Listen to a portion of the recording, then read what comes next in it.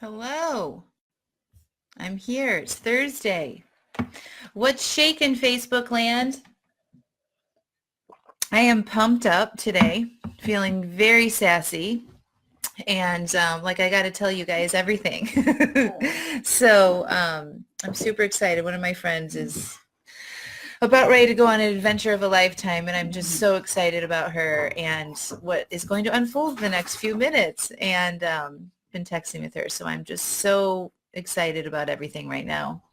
I ran 4.5 miles this morning. It felt so good. I have been sort of, like resisting going running. And I'll talk about this abundance mindset in a little bit, but I trained for a half marathon and there was a lot of training involved with that and long runs. And when that was over, I was like, oh, I just want to take a break and not feel pressured to do the runs, right? Like I don't want to feel like I have to do them. I just want to do them when I feel like it. And so I was convinced to sign up for this 10-mile race that's next weekend. And last weekend I ran 10 miles and I should be running, according to like a training schedule to sort of keep up with it. But I have these thoughts like I need to run. And then I want to rebel against those thoughts because it's like, no, I don't want to. Because I have like I need to and it's like I should and all that stuff and it just makes me want to like be like no like rebel against it. So it's like somebody's telling me what to do and I don't like that, so I don't do it. So when I think like I need to run, it actually makes me feel like rebellious, and then my actions from that place are like I don't do it. So this morning I'm doing all of my thought work and I'm writing down everything I want to do today, and I wrote I want to run because I actually really do love running, and I love how I feel after I run and while I'm running. And like, it's not something that causes me anxiety to do or anything. It's just, but I just needed to change my thinking about it a little bit. And so I said, I want to run. And I went out there and I ran today and it felt really good. And I ran fast and I ended up running longer than I originally planned because I was feeling so good. So that was fun this morning. And it's my birthday week. So next Wednesday, I'll be 41. So please remember to send me presents and to say happy birthday. If you've been following along for a while, you know that I love birthdays, especially mine. And, we're beginning the celebrations a little bit early. So I am taking my daughter to the beach this weekend. We're leaving as soon as my husband gets home from work, and it's just going to be her and I. And we're staying at an awesome place in Carolina Beach. It's one of my friend's places. And we are just going to have a very chill weekend. We love to watch the sunrise in the morning. And she's like me. She'll like totally get up and go with me early in the morning and hang out on the beach and just read and chill out together. So that's my little birthday present to myself. And she's my special guest. So I'm excited about that. And it's a new month. And that's always exciting for me. And it's April. So, and my other two kids' birthdays are this month too. So a lot of celebrating going on here. Did you guys see that little guitar back there? So one of my new things is I signed up to take guitar lessons. And that's a way that I'm adding a little bit of pleasure to my life that doesn't include food or alcohol or shopping or any of that kind of stuff. So I'm going to learn how to play guitar. So maybe I'll rock out in front of you guys someday. That would be fun. But I'm super excited to talk to you guys today about a few things. One is abundance and how we can create more abundance in our life or have an abundance mindset. And the next thing is about why I coach people to stop over drinking versus stopping drinking completely. And then the third thing is I have a brand new program that is for my private coaching clients, and it's brand new and I'm super, super excited about it. It is like the best private coaching program for people that want to stop over drinking available anywhere. I'm not joking. It is the shit. So I'm going to talk to you guys about that in a little bit. I'm going to be recording this for my podcast. For the people that aren't on Facebook, and this will be out in a few weeks. And we're going to jump in here. So here we go. So the first thing is abundance. And when I talk about abundance, and when you think about having abundance or you're abundant in your life, what do you guys think about? And so when I sort of initially started this work and looked at my life and like abundant, I always thought of like things. So like I have a house, I have a nice car, we have a lot of clothes, we go on nice trips, like we're abundant in sort of material things. But there's an abundance mindset that people don't really get when they try to have new goals, or they want to lose weight, or they want to stop over drinking, or they want more money, right? So a lot of times people approach those things that they want to achieve with a mindset that they're missing something. Like they feel like if they could lose weight, they would feel happy. So like they're not happy now, but they think if they got that thing, if they lost the weight or got that number on the scale down, that they would feel better. So that's sort of approaching it from a place of like, you're lacking, like you don't have that now, but you would feel better if you had it in the future, right? So when you approach your journey or trying something new, or changing things up from that place, like you're missing something, like I have to have, like I was talking about in my run. So I felt like I needed to run. It's like that need, have, should type of language. When you have that in your mind and you know that, like just be conscious of what you're thinking. If you have those thoughts about any of those sort of areas in your life, like I have to lose weight, I have to stop over drinking, I have to have more money, it's like you're telling yourself you don't have everything that you need now. And it's just a big lie, because everybody that's watching this or listening to this has everything that they need. Okay. If you are listening to a podcast, you probably have all of your basic needs met. You've got a phone to listen to the podcast on. You've got internet. You probably have running water, enough food to eat, and you probably have shelter, right? Like you have all of your basic needs met. And so literally everything else should be icing on the cake. And most of us that, my people that listen to this, we have everything we need, if not 1,000 times more, right? And so when you have that language, like I have to have this, or I need it in order to feel happy or to be successful or whatever it is, your mind kind of rebels against it. And so when you approach it from that place of like lack, your results aren't going to be good. It's not going to be sustainable, because then your actions from that place of like you're not having it isn't fun. And you don't like feeling that way when you start taking the action. So for the weight loss example, if you want to feel abundant in your life, you got to start loving where you are right now. So you feel abundant in everything you have. Like you have a body, right? It moves, it functions, it gets you to work every day. It helps raise your kids. It, helps transport people from one location to the next. Like think about all of the ways that your body is abundant in the way it lives. Okay. Instead of thinking all the things that are wrong with it and all the things that are missing from it, right? So when you fill up your brain with abundant thoughts and loving thoughts about yourself and the way your body contributes to your life, then you feel more love for yourself, okay? And then when you feel more love for yourself and you feel more abundance in with what you have already, your actions from that place will be much more sustainable. So when you want to lose weight, it's fine. Like if you want to do that because you think the journey will be interesting, or you want to evolve into the next best version of yourself, or you want to see what is possible, or you want to wear a size 6, that is all fine. Okay. But you got to love where you are now to get there and have it be sustainable. If you hate yourself there and feel like you're missing yourself or missing something when you take those actions, you'll give up, because nobody likes to feel that way. Right? You rebel against that. You're like, this sucks. I don't have to do this. I'm going to skip today. I don't feel like it. And then you quit like after a week, right? So like with me in that run this morning, I said, I want to do this. I actually like running. And so I went out and ran. But all the days leading to that since last weekend, it's only been 4 days, I know. But I should have been running because I want to be fit on race day, right? But I was thinking about it the wrong way. I just felt like I needed to do something. And I was like, I need to do that. I should do that. And in actuality, those thoughts made me not do it. Do you guys see the difference there? So that is having an abundance of loving yourself where you are now, knowing that you have everything you need and that you're perfect, even if you are overweight, even if you are over drinking, even if you don't have any money in your bank account. Okay, you have everything that you need. All right, you're not living on the street, right, without shelter. And if that is the case, then this is a different situation. We could talk differently about that, but I'm guessing 99.9% of the people watching this are like, yeah, we've got everything we need. And so everything else should be like the cherry on top, right?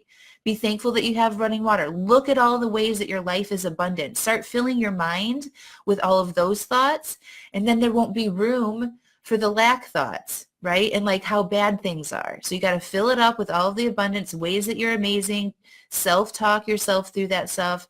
Even if you don't like your body right now, or you're upset about your drinking habits right now, you can change it just a little bit. You'd be like, I have a body. I drink 4 glasses of wine, right? Like get more factual about it instead of like coming up with this sort of like ways that you're wrong. Okay. And then once you accept that you just have a body and that you had 4 glasses of wine, then move on from there. I have a body and I want to treat it with respect. I want to treat it with love, right? I want my body to serve me when I get old. I want to be healthy and I don't want to have long-term health problems, like those kind of thoughts, right? Instead of I need to do this because if I don't, I'm not going to feel happy, or I don't like the way I look, and all of that kind of negative thinking. That's coming from that lack place. With money, it's really, really interesting too, because a lot of us want more money, right? We want to do things more, like we want to go on more vacations, we want to buy things, we want to create businesses that create money. And when you have work, or when you have thoughts in your head about money, and you not having and you not having enough, like if you think I don't have enough money, I don't know how I'm going to get this money, what do you feel? Right? You probably feel like, for me, it would be like, if I don't have enough money, I'm feeling scared. Okay. So when you feel scared, you're going to like stay stuck, right? You're not going to move forward with the thing that you wanted to do. So if I think about not having enough money to invest into my business, and I think that thought, I don't have enough money to do this thing, then I feel scared and I don't take action, right? Or I might just overspend money in other areas. And my results are that I don't have enough money, right? Because I'm coming from a place of like, I don't have enough, or I have to get this sale, or I have to get this type of money. Like this has to work out for me. I have to get this job, right? It's that graspy, reachy desperation when you have those thoughts, and it never turns out well. Usually when you have those thoughts like, I don't have enough, that ends up being your result, is that you don't have enough. If you can generate new thoughts of abundance, it could sound like, I will have enough. I do have enough. I will generate enough. I am enough. I'll figure it out. It will come. What can I do to generate more? Like switch the conversation and switch those thoughts around a little bit to it's like you are perfect now, but let's make it interesting. Let's see where I can do more, right? Instead of like it's this like, oh, this is my situation and this is just what it is. Like it's a fact, right? Like I don't have enough money really is just a thought. Because like if you were to, show that thought to everybody else, they could be like, even if you only had $20 in your checking account, somebody else would be like, you have plenty of money. You can go to the store and buy a week's worth of groceries. Whereas somebody else would be like, oh my gosh, how can you survive without less than $1,000 in your checking account all the time? You know what I mean? So everybody has a different thought about it. So that it's just a thought that you're having that's creating you to have the result in your life of not enough, right? So you just got to shift that a little bit to, I have $20 in my bank account and next week I'll have more, right? Whatever that situation is for you. So that's how it applies to the money thing, is I promise you whatever you think about money and not having enough is creating your current result. So you got to switch that up to a more abundant mindset. When I started my business, it was like, I told myself I was willing to eat canned Campbell's chicken noodle soup and saltine crackers, and that nobody was going to die, nobody was going to starve. And like that's like the worst case scenario. Like who cares, right? We may not be able to buy organic steaks and all the nice fancy stuff that we like to do and go on all these trips, right? Like that's what I was willing, that's like the truth of it. So sometimes our mind likes to really like freak us out and keep us stuck because that's just the way human beings are, right? We want to take the easy way out. We don't like to do scary things. That's what has led us to evolve as a species where we are now, but those don't serve us anymore. Like there's nothing really scary out there anymore. Like nobody's going to let their family starve, right? Worst case scenario for me is that I would eat canned soup and crackers. I'd still have running water. I'd still have my family, still have our car. Like, like get real with like what the worst case scenario is and ask yourself how far you're willing to go. So if I would have let that lack mentality, like I don't have enough money to start my business, I don't know how I'm going to pay my bills, all that kind of stuff, I wouldn't be where I am now with my own business. It's thriving and I have clients and I'm getting paid, like all of that stuff. So just be really honest with what you're telling yourself about your financial situation. And if you are starting something new or you want to pay for something that you feel is, important to your life and you feel like you don't have enough money, just challenge those thoughts. Like, don't just believe the first thing that comes into your mind about money and what it's worth to you or what it can generate for you. Okay. They're just thoughts and you can believe them or you cannot believe them. You can always change them, which is the beauty of being a human being. All right, so that's what I wanted to say on abundance. If you guys are watching and have any questions about that or have a thought that you want me to help you change real quick, please just write it in the comment box and I'll help you. And take a drink.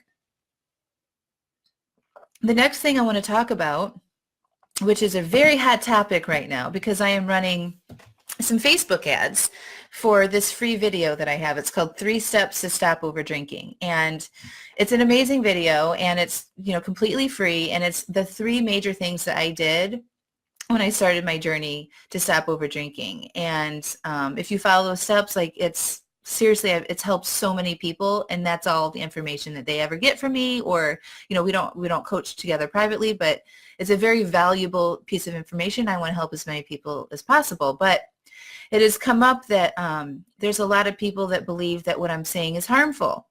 And that if I tell people, if I am marketing this message about over drinking or stopping over drinking or saying that you can moderate your drinking, that's dangerous for people that have had a long history with alcohol problems. And so I just want to sort of clear the air about that. The reason why I coach on stopping over drinking versus stopping drinking altogether is because for me, in my journey and what I went on and what I've learned and been trained on is going back to that abundance thing, right? When we tell ourselves we can never do something again, what usually happens? That might last for like a week, right? And then we rebel against ourselves and we go back and we're like, fuck it. Like we should be able to have a glass of wine, right? So I don't believe in that philosophy because I don't believe it helps you to your goals. So I'm not saying that if you haven't had a drink and you've been going to AA and you have, major issues and, strong addictions to it, that you should start drinking right now. That is not at all what I'm saying. What I'm saying is if you want to learn how to cut back and approach it in a completely new way where you work on the desire for the wine so that you don't overdrink. So if you are somebody that likes to have a glass of wine, but you find yourself, overindulging on a regular basis and you've tried to cut back on your own, but you don't want to like go to AA and you don't want to say you're never going to drink it again, I coach people through that. So it's like working through your urges, learning how to handle your emotions, working on your thoughts, like the underlying causes of why you're over drinking. And I don't believe that just saying, okay, stop drinking right now, and then we'll work on it is the most useful way to do it. And that's not how I did it. And I don't drink anymore. I'm not saying I'll never drink again or any of that stuff. I don't feel like it's important. I did this work and I have no desire for it. And so I don't need to. Like it's just magic. And so that's the approach that I teach. I don't have anything against AA or traditional recovery programs at all. But if you are somebody that's interested in learning how to cut back without feeling deprived and like it's hard and it's something that you always have to manage, that is where I can help you. And it goes the same thing with the food stuff. It goes hand in hand. And I did both of these things together. It's like, learn how to have a healthy relationship with food. Learn how to have a healthy relationship with alcohol where you're not feeling deprived and you're using those things to add more pleasure and enjoyment to your life. We look at how to handle our emotions, what's going on in our brain. I teach you about how the brain operates when it comes to drinking and eating concentrated foods like a lot of sugar and whatnot. And that is the work that we do. But it's not about saying no and avoiding and resisting and giving your power away. It's about getting your power back and knowing that you've always had the power. And so it's just something different. It's like there's not one program that works for everybody. I'm guessing if you're here watching this or on my email list or, liking this Facebook page, something like that has resonated with you. There's no judgments if you mess up. There's no starting over on day one. It's just analyzing what happened and then moving on. right? So we learn from our failures. We learn from what happens when we overdrink so that we can move forward and not have that experience again. There's no shame, there's no guilt, there's none of that. So we're a human being and it's complicated and I help you navigate through some of the ways that you might be taking action and why you're over drinking in the first place. Okay, so that at the end of it, you don't feel the need to overdrink. Okay, um, and with alcohol or with AA, traditional recovery programs, I have had experience with that too because I was married to somebody that was an alcoholic before, and it was very bad. And I had family members that have strong drinking issues, and I have had a lot of exposure to it. I also know that that program doesn't work for many people too. Okay, a lot of people have tried that and are only aware that that might be the only help that they can get. And even if you are really struggling with this problem and you're not able to hold a job and you have one drink and it sends you way down, it doesn't mean that this work won't help you. You can have both. You can have a relationship and go to AA and have somebody privately coach you through that. Like, it doesn't mean that it's black and white, that there's only, the AA way or like there's the stop over drinking way with like having a life coach and stuff. Like, it's not so black and white. My way was very customized. Like, I had a private life coach. I read a shit ton of books. I did a bunch of research.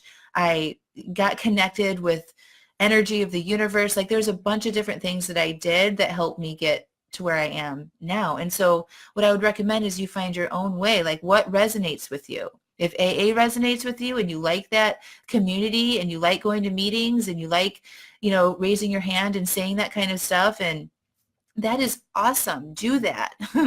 But if you don't want to do those things and you want to try something else, do those things. Like, find the coach, go read the books, sign up for the programs. Okay. Only you know what is the best option for you. And if you are struggling with this for a long, long time, don't give up. Like, find a different program.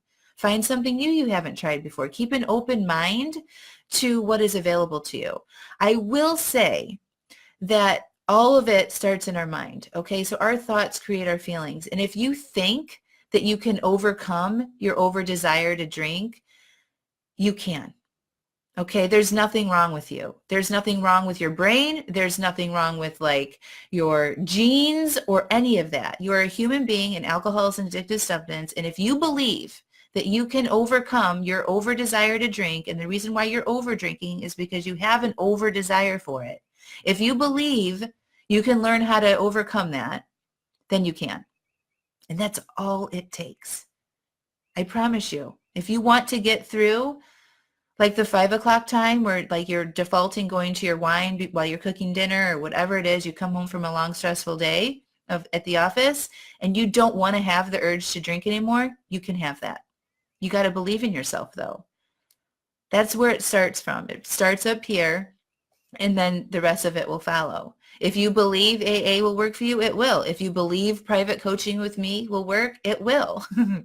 It's all up to you and your own personal situation, your own way to think about what it is that might click and work for you. So that's what I wanted to just sort of like clear the air about why I teach stop over drinking versus why I don't coach people to stop drinking completely. And there are other coaches that have been trained by my institution that do completely teach people to stop drinking.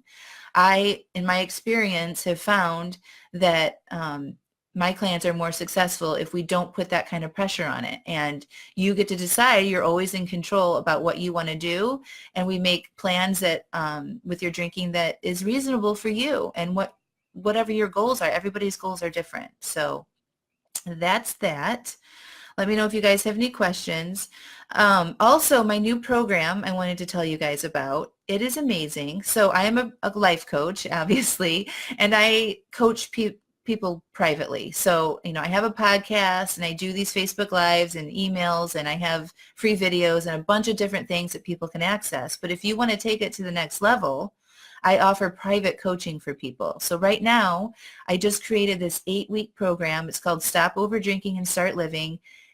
It is the shiznit. Okay, I'm not joking. I created this book. It's a 55-page workbook where every week of the 8 weeks has a different theme.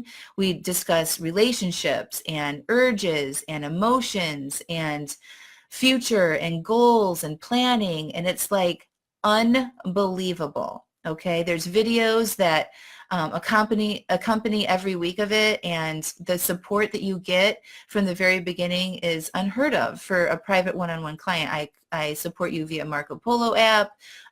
There's email and text support. I mean, it is like a full-on comprehensive help you stop over drinking and actually start living the life that you want to live. And the drinking part, and what I found by coaching many people now, is that that is just a small area where people are having problems in their life. And what the big areas are relationships, emotions, work issues. I'm going to read off all the topics here. So, I teach a lot about how our thoughts create our reality. I teach you how to coach yourself so that when we're done with private coaching, you can take it and run with it, and you can apply the same work to all areas of your life. I talk about buffering, and buffering is when we use food and alcohol and Netflix and Facebook to avoid our feelings. We really get into our pasts and our beliefs that we've had for our whole lives. We talk about self-love and unconditional love and abundance. And then we get into like future focus and where you want to go after the program is over. So I wanted to invite you all into that program. Of course, it's limited availability. I only have so many spots I can take on for private clients. But if you're interested in that, I offer a free 30-minute consultation where you can come on the call with me. We can look at your current situation, and I can help you see what is possible with you on an individual basis, and then you can decide if it's a good fit, and I can decide if it's a good fit too. So I will put the link to schedule that 30-minute consultation in the comments here for anybody that would be interested in that. So I would say that if you are somebody that has been stuck with this issue for a while, like you feel like you're over drinking too much and you're not able to lose weight and you're on this vicious cycle, or you have a lot of anxiety and you're drinking and you're kind of like in this pattern of like feeling stuck, this would be a really good program for you. And you're sick of it. You've tried all the things, like you've wasted a lot of time, and you're just in a negative place with it and you want to move past it. I would love to help you. So I'm going to put the link in here. You guys can schedule your 30-minute consultation with me. There's no obligation. I can show you what is possible, and I would love to have you as a private coaching client. And I will say that there's no other program out this available. So it's me.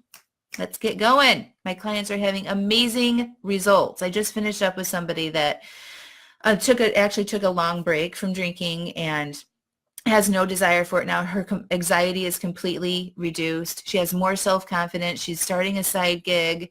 She's like excited about her long-term health. And that is just one example of results that we get. And I asked her, I'm like, what did you feel like when you first signed up for this program? And she's like, I was really scared and I almost didn't do it. And I didn't know what it would look like. And she had a lot of doubt. But as soon as she got in and started doing the work and figured it out, it was just instant. And it doesn't take that long. It's a very valuable program. And I have it at 8 weeks. So you can get in there, and 2 months from now, you're done. You're moving on to the next thing in your life that has more importance than how much you're drinking. So I love you guys. I'm so glad all of you showed up.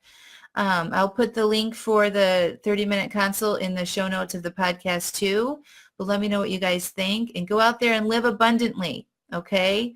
Come from a place of love and that you're enough right now where you are, and then everything else is icing on the cake. Okay, I love you guys. Bye.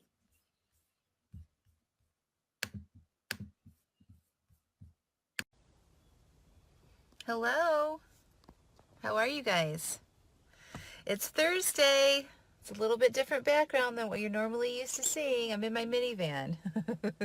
See all the kids' car seats? So fun. I am traveling tomorrow, so I am just running around trying to get a bunch of stuff done. I just got a haircut. You guys think about it. It's pretty badass, right?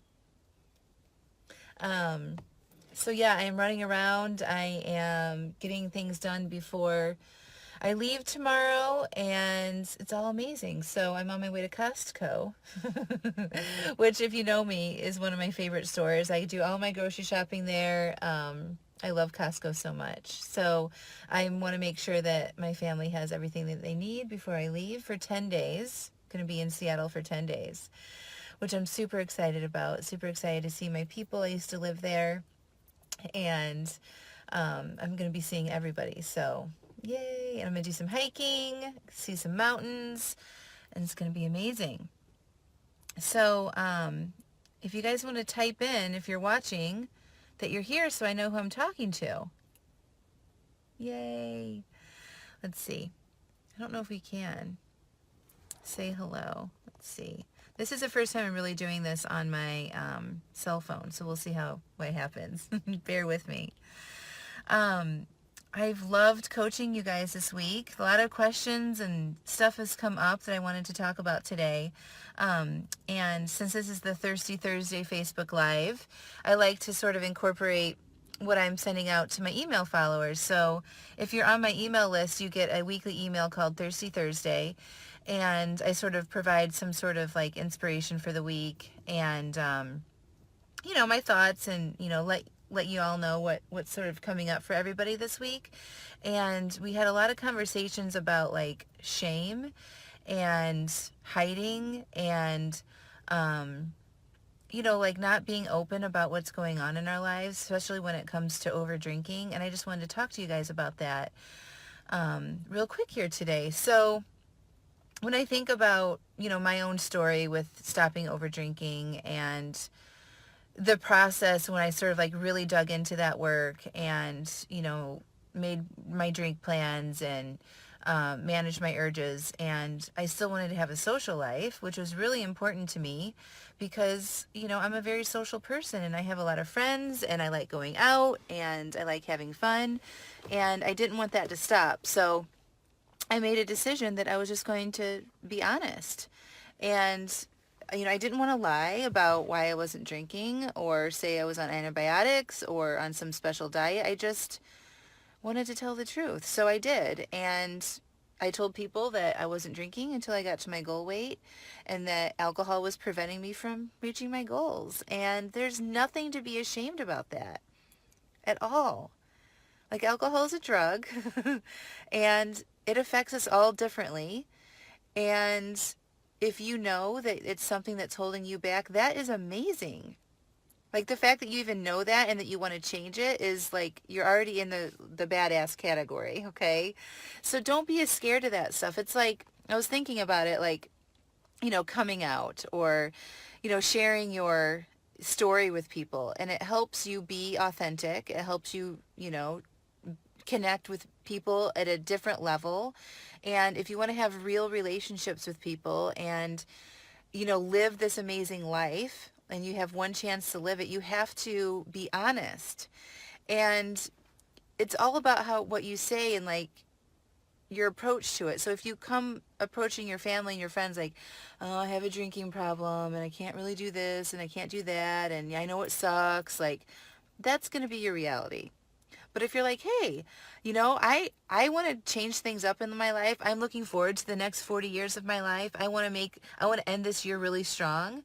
And I know that alcohol is sort of like getting in the way of that. Totally different vibe, right? Like, there's nothing wrong with that.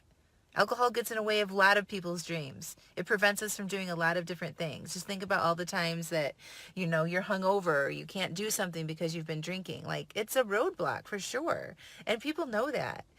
And they might have to have some questions for you and, like wonder if you can be around alcohol and all that stuff. And it's all amazing. It's going to give you an opportunity to connect with them on a different level.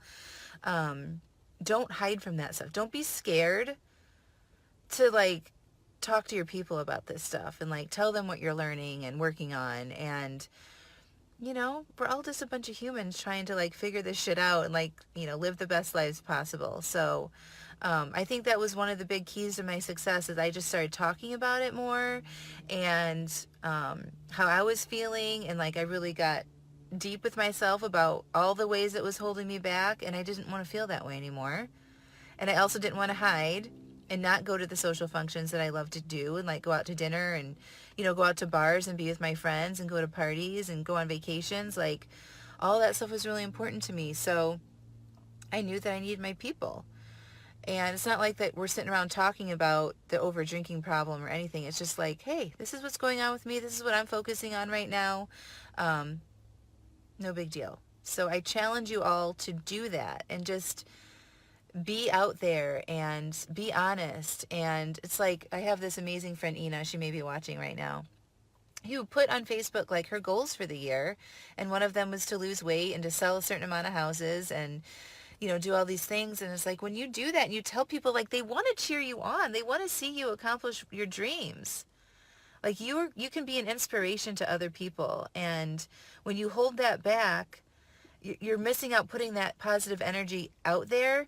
And like when you put out in the universe, if you ask for what you want, or if you tell people what you're working on, you will get that in return. So it's like if you want people to support you and want it to be a positive experience, you got to put it out there. You got to tell people instead of hiding it. And that hiding makes you feel like you're missing out on something or you're shameful. And when you feel shame or like you're hiding from somewhere, what do you think is going to happen? You're going to drink or you're going to eat or you're not going to accomplish your goals. Like that's how it works. So if I'm like trying this new process and I'm thinking, oh my gosh, what is my family going to think? How am I going to go to Thanksgiving or this Halloween party and not drink? I'm just going to lie. I'm just not going to go. Like and then what do you feel when you think that? Do you feel shame? Do you feel embarrassed? And then when you feel those things, that is what triggers us to like do things that we don't want to feel. Like we don't want to feel shame. We don't want to feel embarrassed. So we try to get rid of those feelings. And often those things that we're trying to get rid of are drinking. Like we're going to cover up feeling that shame and that embarrassment by drinking and eating or hiding. And that's not what you want to do. Like if you're in this process and you're trying to make things better in your life, you've just got to be open and be okay. Like don't worry about what other people are thinking. It doesn't matter what they're thinking. It's about what you're thinking. And if you're thinking that you're embarrassed or people are going to judge you, you're going to feel shame and embarrassment, and you're not going to want to feel that, and so you're going to keep drinking. Does that make sense? So your people love you. Like it was one of the best decisions I ever made was just to be like, this is it. This is what I'm working on, and I'm putting it out there. Had my podcast. I'm sharing this with strangers, sharing this with my family, like my parents. Like it's kind of a big deal and it's amazing and they're so proud of me. And I wouldn't have gotten this far if I hadn't been willing to like be open about it. Does that make sense? So you just got to put it out there. So that's one thing that came up. The other thing is like planning, I'm talking to a lot of people about the over drinking thing. Is like planning your drinks, and it's all about what you want to do. If you want to have a relationship with alcohol, you can. If you don't want to drink, you don't have to. It's all about what you want. But if you're planning, which I love planning everything, I love planning what I'm eating, what I'm drinking. I want to plan how I feel in certain situations. So if you're planning not to drink, I want you to look ahead to the week and look at the situations where you normally would drink. Like if it's after the kids get home from school or like before dinner or after the kids are in bed. There's like times that you normally like reach for the glass of wine or whatever, and you don't want to do that anymore. That's totally fine, but make a plan for it anyway. Like plan for those times that you would normally drink, and then write down like what you're feeling. Imagine that you're going to feel uncomfortable during those times and that you're going to be okay.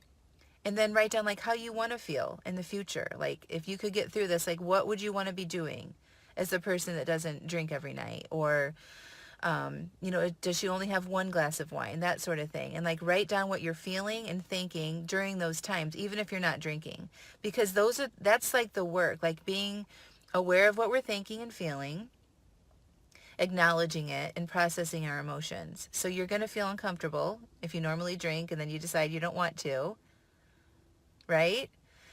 And you're going to just allow those feelings to be there. And you're going to think, okay, what am I thinking that's making me feel so uptight right now? What is it? What is this anxiety? What is this urge? What is this desire? It's all about what's going on in your brain. So it all comes down to sentences in your head that drives those feelings. And if the more you can become aware and allow your feelings to be there and not respond to them, don't go yell at your kids, don't get on Facebook, don't try to avoid feeling uncomfortable. And the more you can practice this day after day after day, that desire will go down and you'll be able to manage your emotions without responding to them, and then you can do whatever you want. It just, you get to move through those feelings of being uncomfortable faster, and you get to move on to the next thing, and it's absolutely a miracle. So that's my advice for, like, if you don't want to drink but you still need to plan. Okay, like I'm all about planning ahead, planning 24 hours in advance for what you're eating and drinking, using your prefrontal cortex instead of responding to those primitive in the moment urges to do something. So the more that we can plan and use our prefrontal, the more successful we'll be. And like, you're managing that brain, you're managing using your real human brain instead of responding to in the moment decisions and urges to do things. So I hope that makes sense. Hi, Michelle. What else is going on for you guys? I'm getting ready to travel, so there's all sorts of things that will be coming up for me. I'm going to see a bunch of friends that love to party. We're a group of friends that we all lived in Seattle together that would like go wine tasting together and like party hardcore all night long, all the time, like before kids. And whenever we get together, it's just a bunch of shenanigans. So I'm not going to be drinking, and it'll be awesome. And they've coined like this phrase for me, is like, I was a mother before I was a mother. So I'm just going to own it. And like, I'm going to go shopping. I'm going to land in Seattle, and I'm going to go to Costco, which again, my favorite store, and stock everybody up on stuff. And I'm not going to drink. I'm going to stick to my food plan. I've got 100 days, I'm in the 100-day challenge. So we're approaching the end of the year now. And I want to end this year better than it started. It's already, if I ended it today, it would be better than it started. But I really want to like go out strong and meet my goals and stay on top of my fitness game. And I'm just really pumped up to do that and still travel and work when I'm traveling and have fun. And it's just a great opportunity for me to practice all of these things that I talk about for myself. So what else, you guys? You guys have any questions? Give me a little shout out here in the chat box. But I definitely wanted to address like the hiding thing this week. I think it's really important to consider, just being open and honest with your people and yourself. And when you can share that stuff with yourself, it's like this relief. And I was thinking about like people that are gay and coming out. I'm like, this is probably very similar to what they're feeling. They're feeling so shameful and hiding, and like something horrible is going to happen if they come out and tell their people. And like, but once they do, they feel such this amazing relief, and like everyone is so glad that they told them. And I know it's different for everybody, and like that maybe that's not the experience for everybody, but if you can just worry about yourself and how your life is going to shape up, and if you remove that shame and that hiding, it will set you down that path so much faster, and you're not going to feel all of those negative emotions all the time. You're always wondering and worried about what other people are going to be thinking about. Focus that energy on what you can do and how you can show up and not hide for yourself.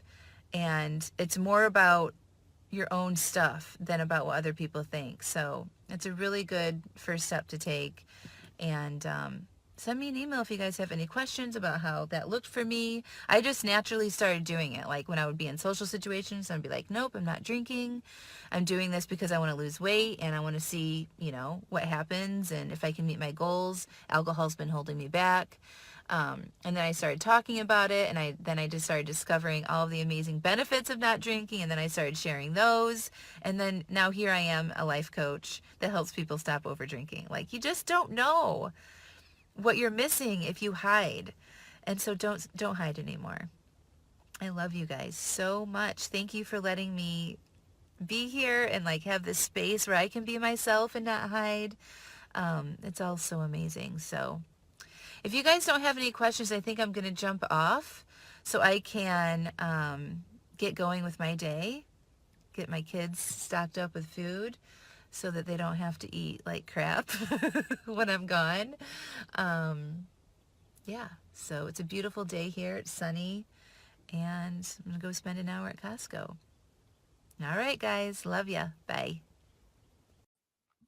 What's up? Happy Thursday. Happy spring.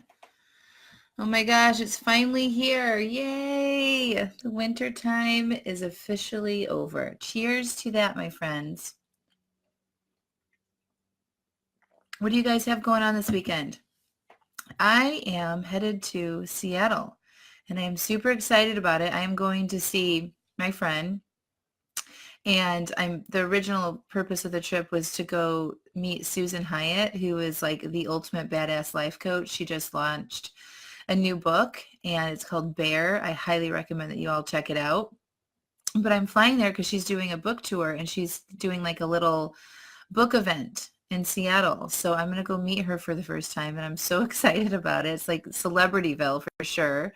And also going to see some friends in Seattle that I haven't seen in a while, and I'm just super excited about that. I'm getting ready to leave here in just a couple hours. So I will be on the West Coast, y'all, tomorrow. Super fun. I love going back there.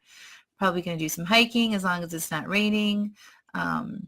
Definitely do some exercise and drinking coffee and eating some good food. I'm really excited about it. So if you guys are joining in, let me know who's watching. I see eyeballs, but I can't tell who's watching.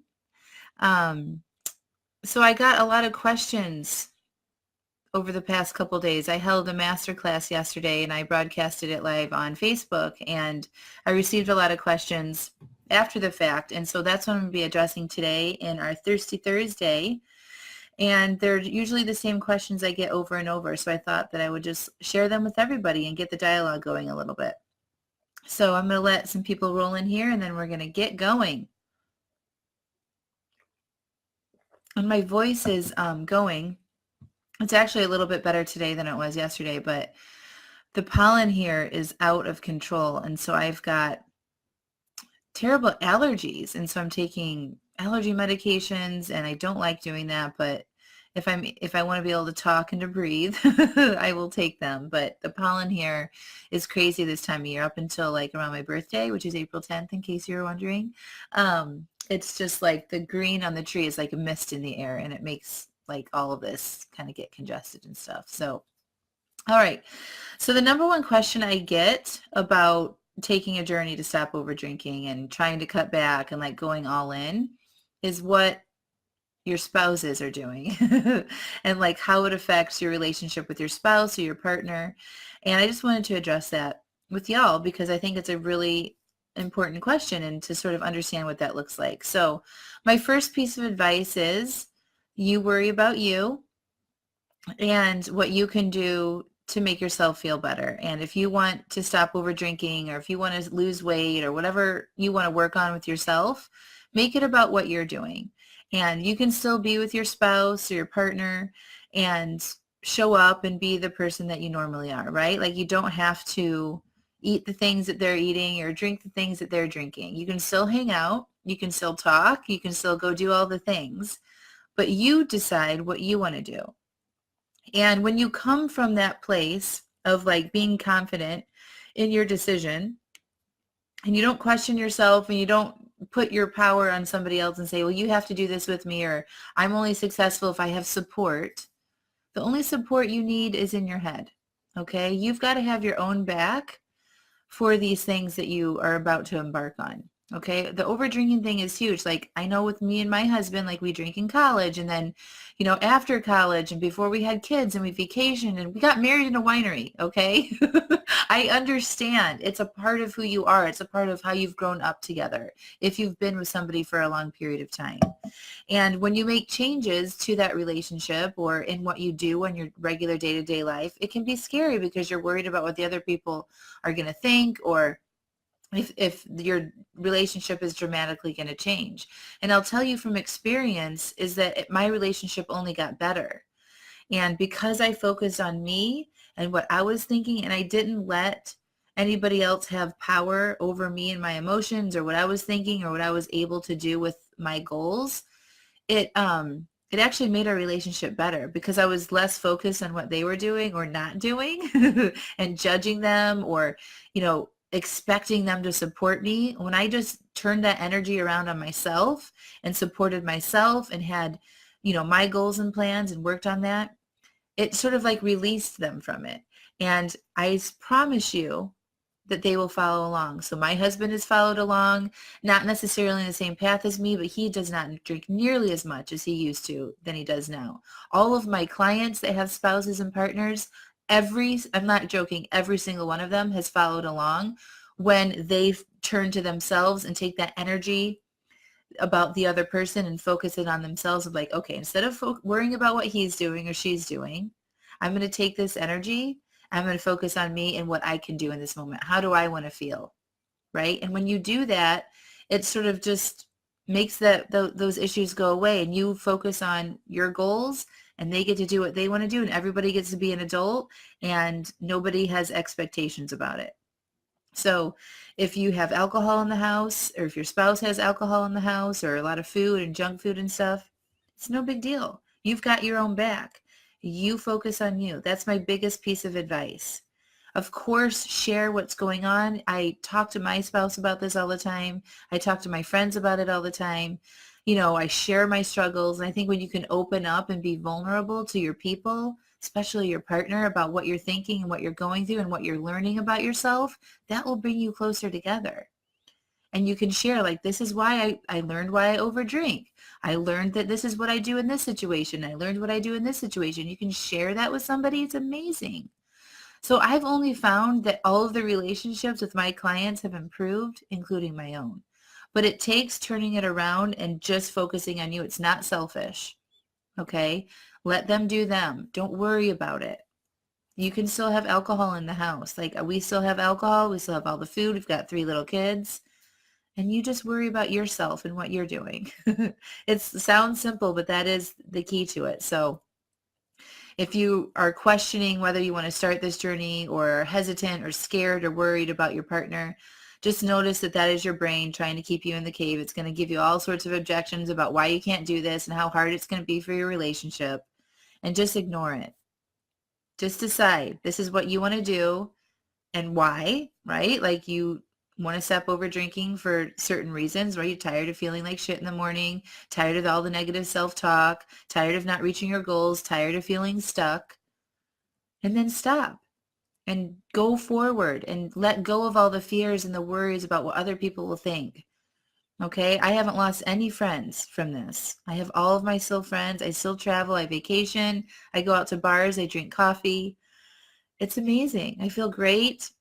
You guys can do it too. So that was the first question. And then the second one that I get asked a lot, and this is probably the number one issue with my clients, is how to manage the urges to do something that you don't want to do, right? So like when we talk about drinking, you have that urge like at the end of the day to have a glass of wine or a beer or a cocktail, and you don't want to do that, right? Like you're in it, you've committed to going all in. I talk about managing the urges. And managing the urges is something that you probably aren't used to experiencing because you're used to white knuckling and resisting it and it feeling hard. And then you give into it because it's so uncomfortable. But allowing that urge is just allowing it to be there. You don't push it away. You don't say, I'm going to fight it. You just let it be there. And it feels a little uncomfortable when you can relax into it and tell yourself, okay, this is what an urge feels like. Where is it sitting in your body? For me, it's like in my chest and in my stomach. My heart rate might increase a little bit. And like you name it and describe it. And like when you do that, it's just a vibration in your body. It's nothing you can't handle. White knuckling and resisting the urge and pushing it away and fighting it is very hard. And it takes a lot of energy. And it's like you're holding your breath, right? It's like, I'm going to do this. I'm going to do this. I'm going to do this. That is white knuckling. That is resisting it. You want to allow it. Open yourself up to it. Allow that feeling to come through your body and process it all the way through from start to finish. Notice it. Say it's okay. Be gentle with yourself. Don't tell yourself it sucks. Tell yourself this is what allowing an urge to feels like. Okay? That is the biggest struggle that most people find is like not knowing the difference of allowing versus white knuckling. And it's going to take you to be willing to feel uncomfortable and to practice over and over again. So you have to, the more you can practice allowing your urges, the more your desire will go down because you're cutting off that neural pathway loop, right? So when you cut that off, your brain isn't going to want to deliver those urges to you anymore because it's not getting the payoff. Your brain wants to be as efficient as possible. And so it's not going to keep delivering you these emotions if you're not going to take action from them. Okay? So you need to practice allowing it and processing it through without responding. You don't want to do anything else. You don't want to eat. You don't want to watch TV. You don't want to look at your phone. You just want to allow that urge to be there. It's not going to kill you. You're not going to die. And as one of my favorite coaches says, you're also not going to get pregnant. Right? Like we're so scared of what that feeling is like. We've never really tried it. And everyone that I've coached through this is like, oh my gosh, yeah, I worked through the urges. It really wasn't that big a deal. It's when we're not paying attention and we avoid and we white knuckle and resist, and we only have so much energy to do that. And then when that is exhausted, we overdrink because we've been pushing those feelings aside, and they're all going to come back with a vengeance. You have to allow them and process them through your body. So if you guys have any questions on that, let me know. I'm happy to answer any questions. It took me 3 times to allow my urges in 3 social situations before I'm like, I got this. There's nothing to this. I was uncomfortable a little bit. I'm sure there was a little bit of resistance, but once I just opened up to it, settled down and relaxed, it was like, I can do this. This is just an emotion. This isn't a vibration in my body. And as a human being, we are meant to handle those vibrations. We're supposed to be processing them. Your key to getting on the other side of this and going on this journey and evolving past your current self that might be stuck is allowing that urge and not resisting it. You're so welcome. Right? It's not as difficult as we think it is. We think it's going to be horrible. And that goes back to our thinking. You know, if you approach your journey to stop over drinking thinking it's going to be hard and it's going to be horrible and it's going to suck and you're never going to have fun again, that's probably the experience you're going to have. But if you can open up yourselves and be like, this might be interesting. I'm going to get unstuck. I'm going to create things I've never created before. I'm going to lose some weight. I'm going to finally move past this. That's exciting. That's something to look forward to, right? If you approach it that way with excitement and energy, it will be so much easier. My thought when I started this journey was, I can't wait to see what's on the other side of it. I wanted to experience the journey. I wanted to blow my own mind. And I am so thankful that I did that. I'm so thankful that I put myself in those situations and I was willing to feel uncomfortable so I could be on the other side of it. I had no idea that I would become a life coach helping other people do the same thing. It has blown my mind and completely changed my life. I'm so passionate about it. That's why I'm here. That's why I'm offering, free advice and walking you through all the little details about this, is because it's life-changing work and it's worth every ounce of energy that you put into it. I swear to God. So that's what I have for you guys, my friends. What are your plans for the weekend? Let's stop over drinking right now. It's Thursday night. Make your plan for the week. Decide how much you want to drink this weekend, if at all, and commit to it. And then when it comes in the moment, you honor your commitments, right? Just honor your commitments. Have your own back. Going back to what I was talking about our husbands, learn how to have your own back. And when you make a promise to yourself, you honor it. Just like you go to work every day, just like you help your kids, just like you pick them up from school every day, right? Like there's never any wiggle room for that. Why do we think that there's wiggle room for our commitments we make to ourselves? Commit now that there isn't any more wiggle room. I was talking about the marriage thing today, and it was like, we say we get married, and then like all the other people out there, men and women that we may be attracted to, like they just fall away. Like it's not negotiable for most of us, hopefully. Like it just doesn't cross our mind. Like it removes it from the table when we make that commitment, right? The drinking thing can be the same thing. Just decide and then never go back. Manage your urges, plan them in advance. Don't feel like your commitment is this negotiation or open to changing your mind all the time about it. That's what makes you weak. That's what like that primitive brain coming in there and running the show. We're just like, enough of that. We've made our plan. We've made our commitment to ourselves. We're going all in. No looking back. You don't even have to think about it anymore. We've already decided. So all of those negotiations about it are over. Think about it when you got married. Think about it when you signed a commitment. When you went all in on something, there was no going back. This is the same sort of approach, but we have a harder time doing that for ourselves for some reason. The first step is honoring your commitments, allowing your emotions, learning how to allow those urges to be there, focus all of that energy on you instead of other people. And I promise you it won't be that hard. What questions do you guys have for me? If there aren't any questions, that's pretty much what I had for you today. If you want my help and you want a 30-minute free consultation with me to find out where you're stuck, I would love to host that for you. So I'm going to put that link to schedule that in the comments box and schedule that free consultation. Don't leave money on the table. That might be all you need to get unstuck and make a clear path forward with what you want to do. All right? I love you all so much. Thanks for being here. Go rock it. Bye.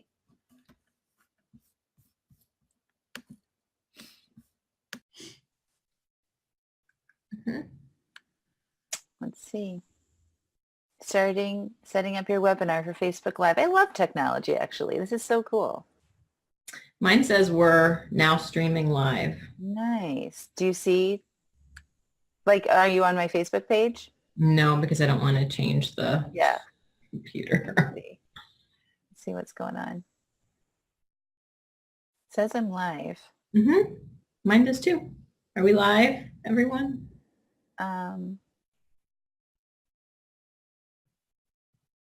Where are you? Let's see. Oh, we are live. Nice. All right. So I'm not going to really pay attention to Facebook, you guys. And Michelle, I'm going to focus on Michelle and talking to Michelle. But we will stick around for some questions and comments, and I'll read through that stuff after we're done broadcasting. So feel free to write in comments and questions while we're talking, and then we can get to them after. But I want to make sure I stay with Michelle and get into the good stuff. So let me pull up my notes here.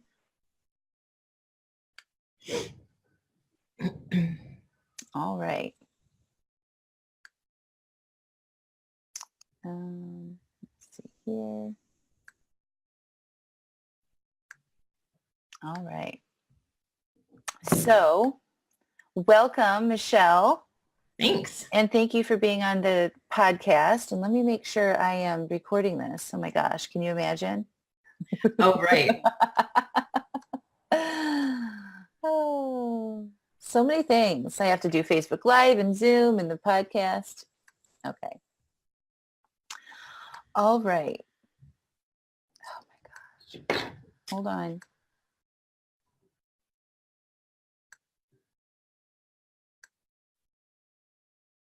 This is good. Give people a chance to log in. And of course, now my podcasting thing is not working. Hold on.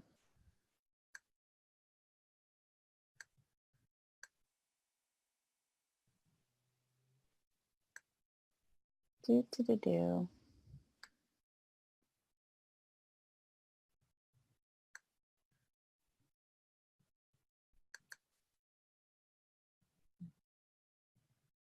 We will get it.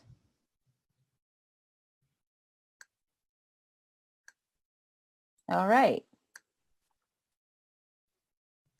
It's working. Great. All right, I'm going to press record. Mm-hmm. So welcome to the podcast, Michelle.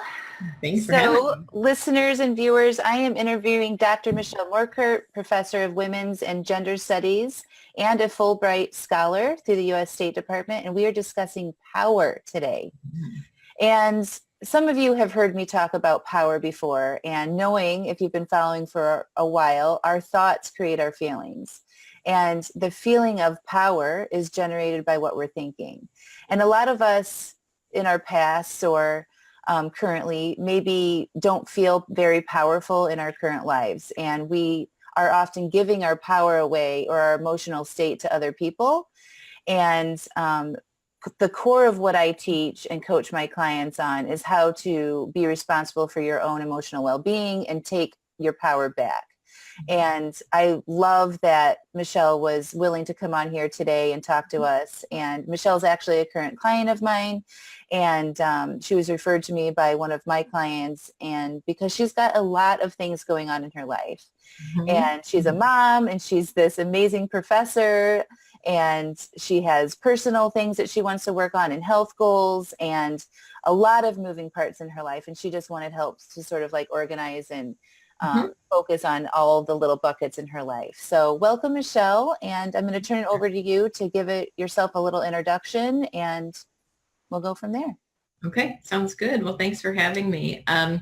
So I'm a professor of women's and gender studies in the Chicagoland area where it's still cold. And I was just telling Angela I just scraped my car again this morning, and it's what, like March 12th. But I've been teaching since 2005 at my university. And before that, I was getting my PhD in women's and gender studies from Clark University in Massachusetts.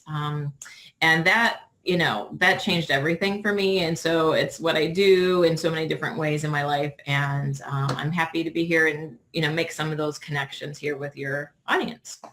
Awesome. Well, we are very happy to have you. So, I sort of introduced power and, learning how to generate power in your life and how that makes you a more powerful badass to pursue the things that you want to pursue in your life, and knowing that nobody can touch your well-being and your emotional state. Right. So how do you describe power to your students or to yourself?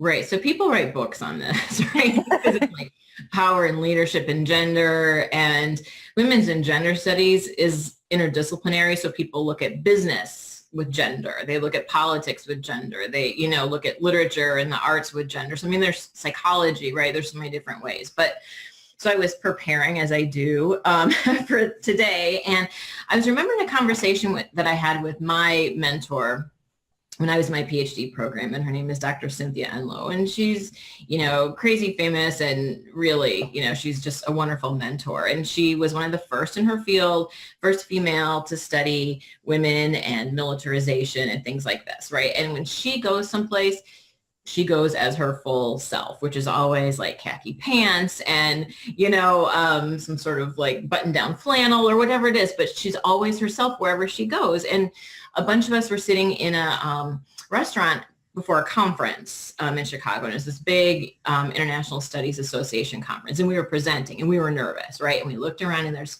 predominantly men, some women all in suits, and here we were, and we're like, okay, we're really standing out. And she could tell that we were nervous. And she said, be who you are. Just be who you are, no matter what. And that has really resonated with me. And in fact, I talk with my students about that, right? I'm like, okay, be who we are. What does that mean? What are the messages that we're getting about gender, like from the world around us? Because we're getting so many all the time, right? So being who I am means I have to be my authentic self. So what are my goals? What are my passions? What are my skills? What's my body that I was born into this world into, right? And how does that impact the way people perceive me or value me or how I value myself? So there's like so much, with it, right? So when we talk about gender, in my class, we talk about gender norms because we're taught how to be a male, how to be a female, right? So what happens when we look down the street and we see, 5 teenage girls looking exactly the same way? Their hair's exactly the same way. They're trying to wear the exact same kind of clothes. My guess is that maybe they're not functioning out of being their authentic selves, right? They're operating because society says this is kind of how you're supposed to be. And so that's kind of how I talk about this idea of power, right? Being your authentic self and then trying to figure out how you navigate that in society. Because I think we're getting a lot of messages based on gender about what we can and can't do. Mm-hmm. Yeah. I love that. So I love the idea of your authentic self. And I was getting the chills when you were saying that, because I was, before my journey to becoming a life coach, I was somebody that, followed the normal rules of society of like middle class America. So I was actually the first female in my entire family to go to college, which is super amazing. And I was breaking away from the norms of that society where I was raised and whatnot. However, then I entered into a new norm of what people do when you go to college and you live this American lifestyle, and like you get married and you have kids and you have this career and you climb the career ladder and you buy a home and you have debt and like all this other, once I did all those things, I'm like, what the fuck? Like, what is this? Is this it? Like, no. And I just really rebelled against that normal American lifestyle. And I'm like, this can't be it. I can't go to work and have kids and then come home. And I felt like I was just stuck in this auto repeat cycle because I felt like I needed to fit into this normal society role, right? As a woman, as a mother, as an employee, as a, you know, a daughter, like all of these different things. And it wasn't until I just said enough is enough. And I just dropped it all. I didn't like get a divorce and get rid of my kids and sell my house or anything. But I was like, you know what? I'm willing to live on like saltine crackers for the rest of my life to figure this shit out. And I went out to like on this quest to figure out how I could be who I wanted to be in this society. And what I found was I was giving my power away. I was like letting other people dictate my emotional state. And I would blame my stress and anxiety and overwhelm on my employer or my husband or my kids or the balance of it all.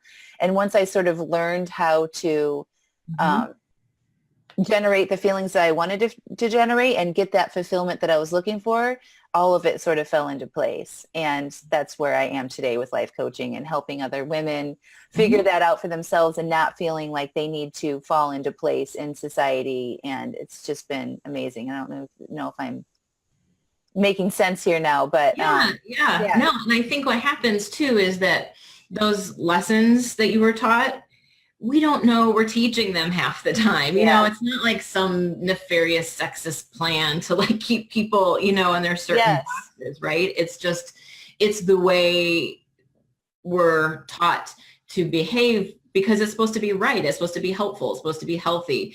And, you know, my students sometimes have a really hard time just making that shift in their thinking about it. And I say, just think about other cultures, those that you know of. If this was natural and all about biology, we wouldn't see people in different cultures doing things differently, right? Based on their gender. And I'll tell you what you wear isn't some biologically determined like good, you know? So there's so many layers of it, and it's hard. But once you see one of the layers, I think you start to see the other layers, and there's this huge ripple effect. Yeah. So I think where I was going with this was being my true authentic self. And part of me becoming this person who I am now was getting rid of the fear and just moving on past the fear of what other people thought of me. So I verbally and came out, I was coming out, saying that I was over drinking and I was overeating and I was like using food and alcohol in my life to like cover up what I was feeling and this unfulfillment that I was feeling in my life. And once I started talking about me and my struggles was like it's what I needed to do to be my true authentic self and not worrying so much about when you were talking about your students or before you're going on stage. And like when your professor and your mentor is like, just be you.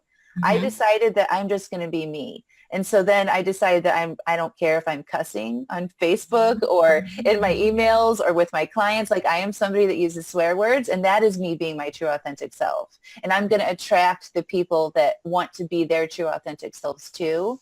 And so when I coach my people on drinking or overeating or, you know, improving their work relationships or taking it to the next level, that is that authentic person, and tapping into that authenticity that you have within yourself is one of the first things that we talk about. Is not being scared to be who you are in this world. And you are a unique individual, right? Like you have something to offer to the world. And I'm sure that relates back into what you were saying about what you teach and your students. Yeah. And we have something that we call intersectional theory. And I'm not like trying to get, you know, all complicated, but because it's not, right? It's like we're a whole bunch of things all at the same time. Yeah. So we have, you know, like a gender identity and a racial identity and, you know, an age identity and, you know, all these different kinds of things. And we all operate in the world at the same time as all of those things. Yes. And, it is complicated and it's really scary for adults. It's scary for my students. And so I'm really lucky because as a professor, I get to assign things, so like they can read about the suffragists who went on hunger strikes. Mm-hmm. And that's inspiring, right? Because they Right. realized, okay, this is who they were, and they really were willing to risk violating those social norms because this is what they believed. It's not what everybody needed to do, but it was the course for some people because they were being Yeah. their authentic selves. Yeah. I love it. Yeah, me too. I'm lucky. Well, you've created this for yourself, right? Kind of, yeah. Yeah. I'm working on that, yeah. What made you want to go into this line of work? So that's interesting because I sort of fell into it. So I'm a first generation student in my own family. So, my parents didn't go to college. And I was originally a high school English teacher, which is what, females often do. And Yeah. I know I was most definitely led in that direction, by my mother.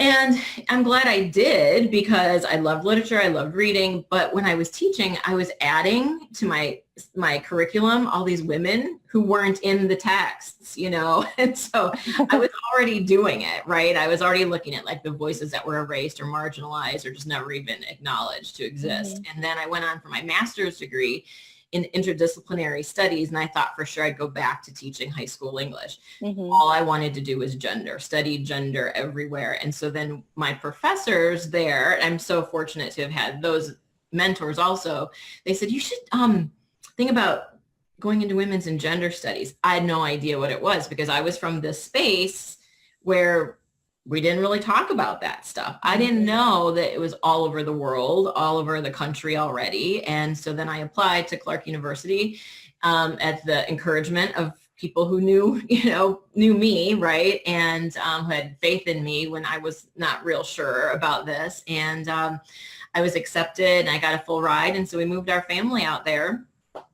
and to Massachusetts, and it's never been the same. And I'm really glad. It's been an amazing, opportunity since then. That's awesome. Yeah. So what do you think when you were going through those processes, like if you could remember the feelings that you had as you were applying to go to grad school and moving your family across the country, like what pushed you, what feeling generated for you to do those things? Yeah, definitely. It felt really joyful for me because it was new, but it felt really right. So at the same time, I was afraid, so I did the halvesies thing. Like, I'm going to apply, but I'm probably not going to get in, like one of those kinds of things. But it really was the joy and the enthusiasm and the feeling connected to it that pushed me to do something that I didn't know how to do, and my mother didn't know how to do, my spouse didn't know how to do. We didn't really know people who were professors except for those that we had personally. But yeah, there were definitely, those kinds of feelings, which I recognize still now when I'm doing different kinds of activities or when I'm teaching my classes. But it was like you had something was more powerful for you to do that, right? It was a thought like, I'm going to figure this out, or I'm worth taking the risk, or like, what was it that pushed you further along the line? Yeah, I definitely think it was that feeling of, I keep going back to joy because that's one that I've been thinking about, but I felt so happy doing what I was doing. And I was able to do well at it because I loved it, because it was really that good fit. And so it was hard work, of course, but it didn't feel awful hard work. It felt like really good hard work. Yeah. That's awesome. Yeah. So let's talk about where you have recently learned about power being a feeling and how your thoughts generate power. Oh, no. Okay, now it's like I'm in a master class here. I won't talk about my kickboxing issues. Talk about whatever you want. No, but actually it's been really helpful for me to think about this, thoughts and feelings and actions, because it really is what I teach. I just don't do it in the same way, like with the same language, that you're using, right? So I do the reverse thing. I go back to Cynthia's, be who you are. And I think about, all right, what is that? Right. And what are those things that I want to do in the way I want to feel? So take joy again, for example. And so what does that mean to live my work life or my life, from that perspective? And that's when I'm really having a good time and I'm generating and being creative. And so that's something that, we've been talking about, right? That you help me to think about is what's the place I want to come from? And then how do I do that? Yeah. Yeah. So that's like asking when we make long-term changes with our life, right? If we come from a more positive emotion like power, or you want to experience joy, and then you take action from that place, it's way more permanent and sustainable instead of feeling obligated to do these things or forced or pressure to do these things because you think there's something wrong with you, right?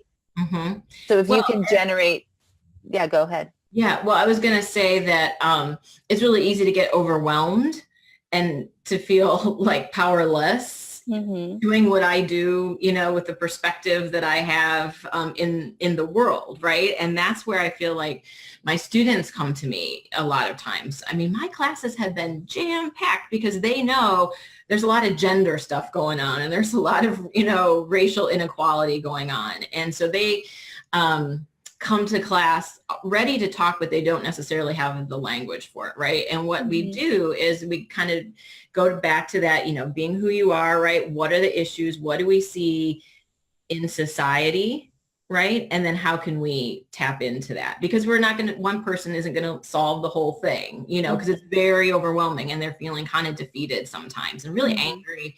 So then when we go back to, all right, so what's your thing? What's your skill? What's your passion? What's your joy? How are you going to connect to it? Then I think they begin to see that they can disrupt some of the cycles. We talk about gender lenses, like glasses, and you put those gender lenses on and you start to see all these new nuances, in the world around you. So you see gender, you see issues of power and inequity in society. So then you have to roll it back and kind of figure out where you plug into that with your own power. Because a lot of times power to them equals control. And it's like this, it's a pie and it's, there's not enough for everybody. So you got to compete for it. Yeah. And what power really is, the way I'm thinking about it for me is my feminism, it has to start from in here. So again, going back to what my mentor said, it was before we went out and gave these big presentations, we had to be grounded in who are we, right? Who am I? And then we went out and did the things that we were doing. Yes. Yes. So if you feel like you're not in power or you're powerless in certain political situations or in social situations or in the world, sometimes we feel that way as women or just as people, like we don't have control, right? Right. So you recommend and teach, you generate that feeling first through yourself. Yeah. I mean, again, we don't talk a ton about feelings, that's the thing in academia, as you can probably tell from talking to me. But feelings are in there, right? I mean, it has to be a part of it. And I think that is a lot of what the students work out when they first come to my classes is, oh my gosh, I didn't even know this was an option. I didn't know I could do that. And those are all their feelings along with their critical thinking. I did a video the other day for a non-governmental organization in Poland, and it was on sexual assault in college campuses, right? And I was giving these statistics, and it's like 23% of college women experience sexual assault, sexual violence, and 5.5% of men do. And between the ages of 18 and 24, that risk escalates. I'm like, this is terrible, and I feel so powerless, right? But then, all right, be who I am. Okay. So I, like to teach and communicate, and I felt a lot of joy in being able to craft a message, right, in the way that I do it, meeting my own passions and skills. That makes a difference, right? So it helps me to feel that power that I actually do have, not to solve the whole thing on sexual assault and sexual harassment, but I would like to do my part. Yeah. Yeah. And it's like, if you can come from that place and know how the power can resonate within you, no matter what, then your ability to connect with other people to help them see their own power, especially in those types of situations, is very powerful. And instead of people, and maybe your students, you've seen this in your students, I've definitely seen it in my clients, is when they don't feel like they are in power and then they take action from there, it's like they feel like they've been wronged. And then their actions from that place are not as effective as if they could get that feeling of power and like you are actually in control of yourself and how you are feeling in that situation. And then you take action from there. It's way more impactful. Do you agree with that? Yeah, and I see the way the students engage differently with the material if they're just doing it because they have to do it and they feel it's the worst thing ever and they're not empowered by it. And again, they're sort of like victims in this process of like what my mean professor, assigns to me versus seeing what they can learn, what strategies or what ways of being in the world they can relate to. And then that's a whole different way. And then so much more happens as a result. Yeah. It's like, the hate begets hate thing. Powerless begets powerless. Like if you're feeling powerless and then you just feel righteous in what you're doing and going out there and attacking and taking other people's power, like you're not going to get what you're what you're hoping to get out of that experience, I'm guessing. Right. And I think students who, especially our second year students, they're 18, 19 years old, and this is a big transitional moment for them. There's a lot going on, like you talked about, just following into the pattern of what you're supposed to do. And I do this exercise with the students about what we call standpoint theory. So I just have them all, it's a crowded class, I have them look out the window and I just ask them to tell me what they see. They see different things, but they're all right. Wow. It's all accurate, right? I mean, it's a sociological theory that we use in women's and gender studies. And I know it's really like simplified, but it just shows them how important they are to being able to tell us what they see from their authentic perspectives, because it's accurate and it's different from what I see. So if I want to learn, if I want to be smart, if I want to be engaged in the world, because a lot of these students do care about the world, right? That's why they're in this class. We got to listen to other people who are speaking from their authentic selves and their knowledge and their power. Because that's how we learn. It's the only way. Otherwise, you've got like 5 people telling everybody what to do all the time. And that's really limited. And we know that hasn't gone very well for us. Really? Right? Like different perspectives is so important. Your unique perspective on your life and your experiences and your influence and whatever it is that you're doing is very important. And going back to being your true authentic self and sharing that and not being scared to do that is very powerful. And it will create more power for yourself. And when you do that and start small and little things and grow from there, it gives you more confidence to keep doing those things that matter to you and matter to the world. Yeah. Yeah. And it's important for these students to hear this now. When I heard this, I was in my 30s probably, right? And I think, if only I'd heard this way back then. But, it's all part of preparing me for where I am right now, which is exactly, where I need to be. Yeah. And it's perfect because that's where you are, right? Which is another thing we talk about. It's like for generating power, which is the topic of our podcast and broadcast today, not getting too wrapped up on what's happened in our past or what we have done or should have done differently. And if you think in a certain way, like you shouldn't have done things differently or things should be different than they currently are, makes you less powerful. So do you want to talk about that? Sure. I mean, my students, I think, walk in that way. I walk in that way. I can remember after the last presidential election, and it was so complicated. And it was the first time many of my students voted. So they came into class and they were like, what happened? How did this happen? And they felt really powerless because they thought they did their part and they thought it was all going to work out, just right. And I remember then saying to them, all right, so we live in a democracy. What everybody does affects everybody else. But now you have a choice. We can be really upset and we can, maybe we should be upset for a little while, let that percolate if we'd like. Right. But eventually, you got to move on, right? Yeah. And so what is that going to look like? So we deal with so many really hard issues in women's and gender studies. Trafficking and violence and even media representations and how that can be really harmful and racist and sexist and, classist and ageist and all of it.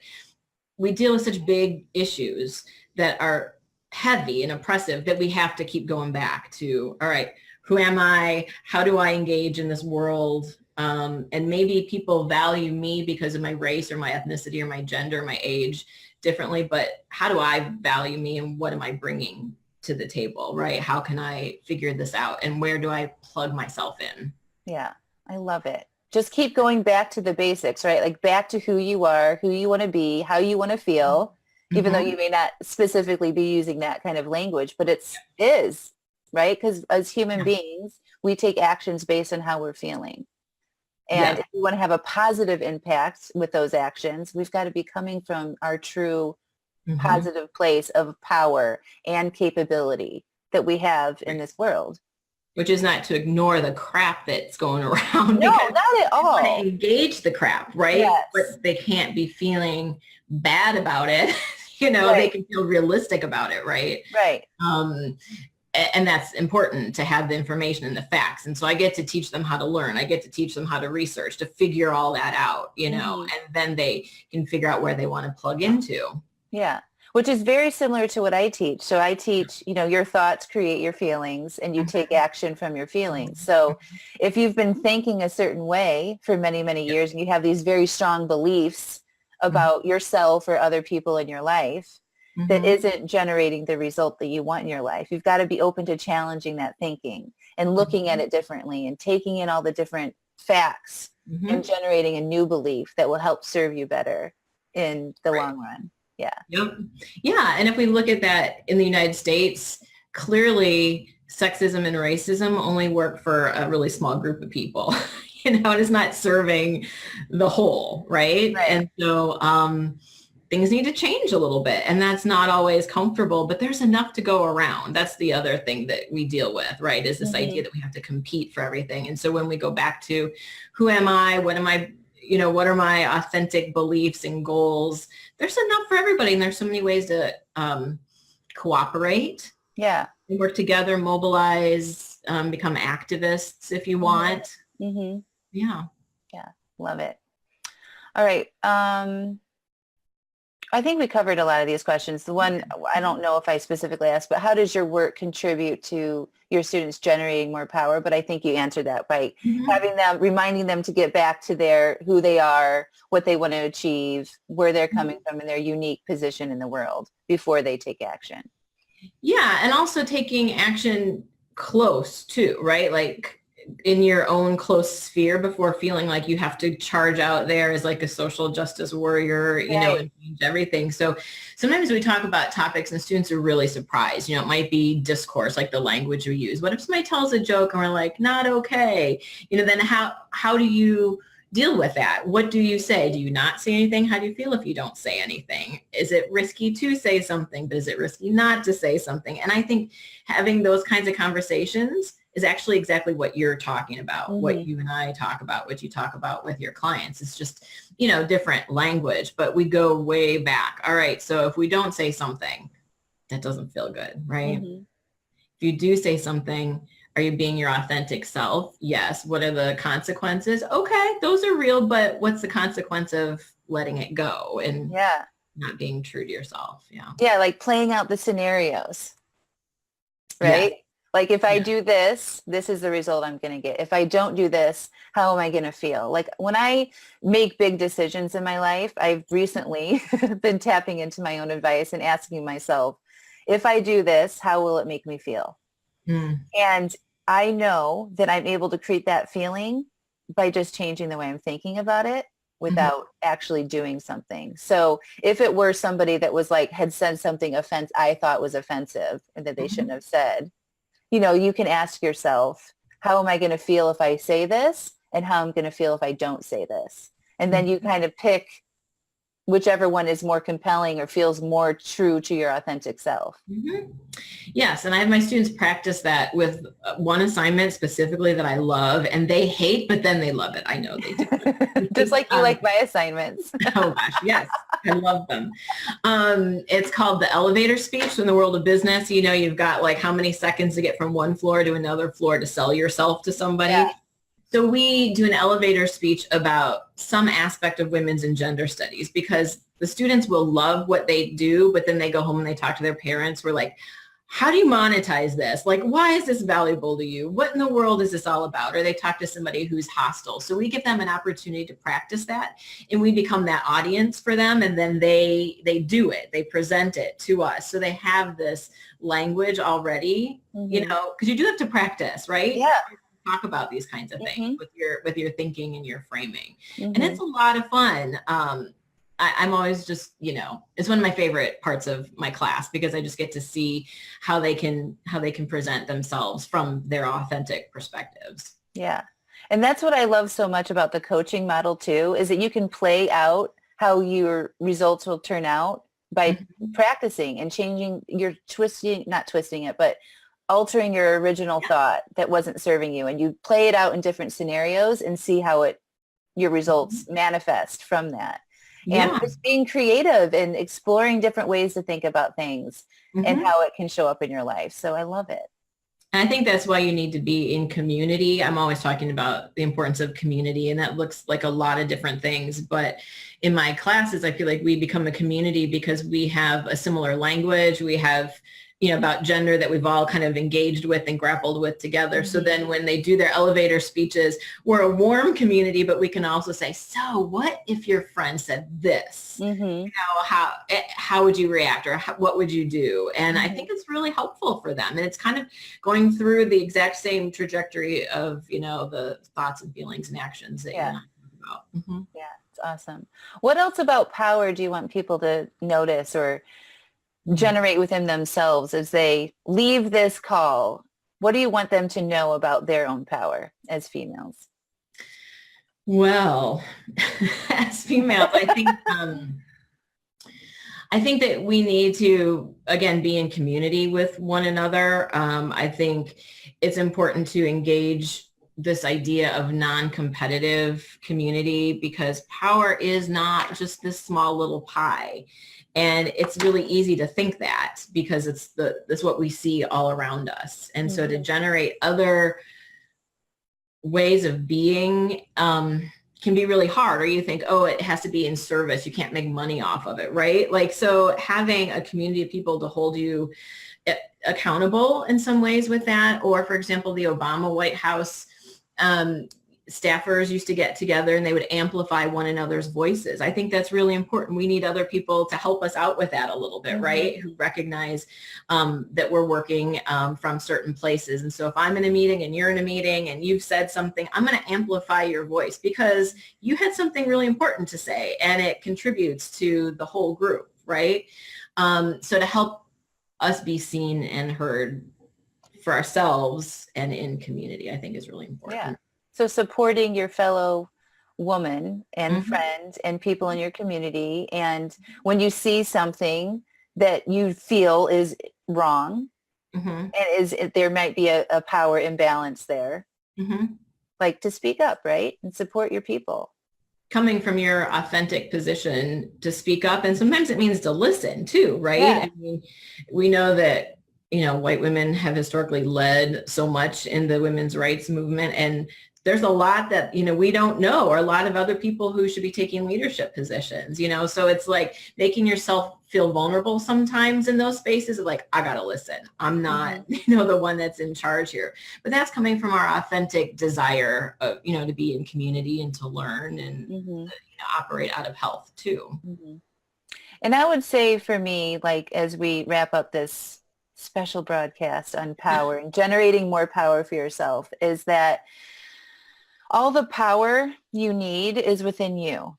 And if you give that power away to other people, you'll feel powerless. And when you feel powerless, your life will reflect that in what you manifest, right? So that going back to being your true authentic self and not being scared to be who you are and to say what you want to say. And if you're struggling with over drinking or overeating or needing help with, you know, managing all the shit that we have in our lives with family and work and all of this stuff, right?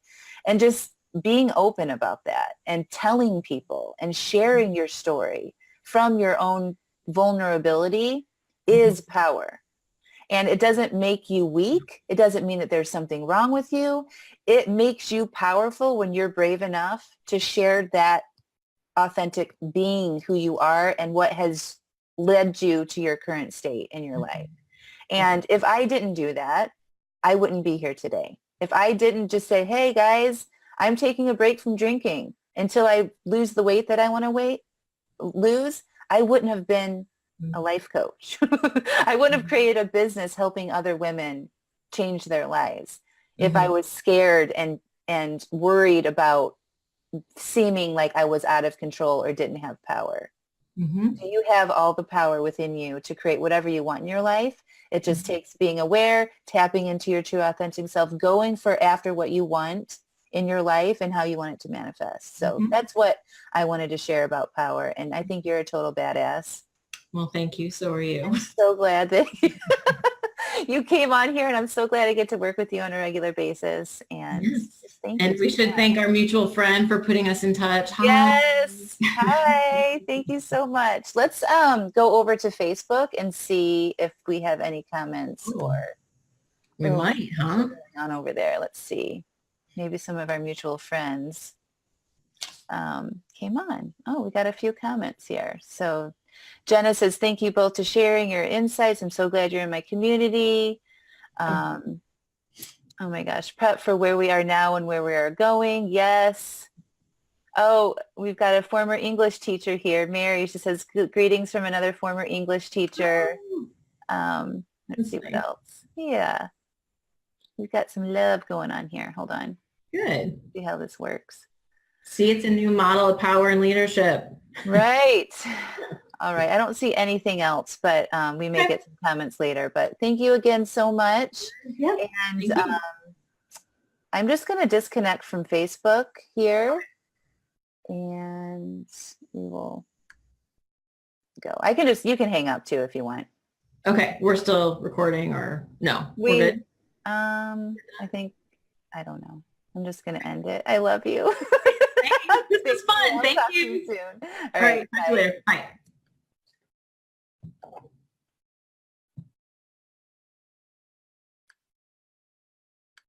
Hello. Happy Valentine's Day.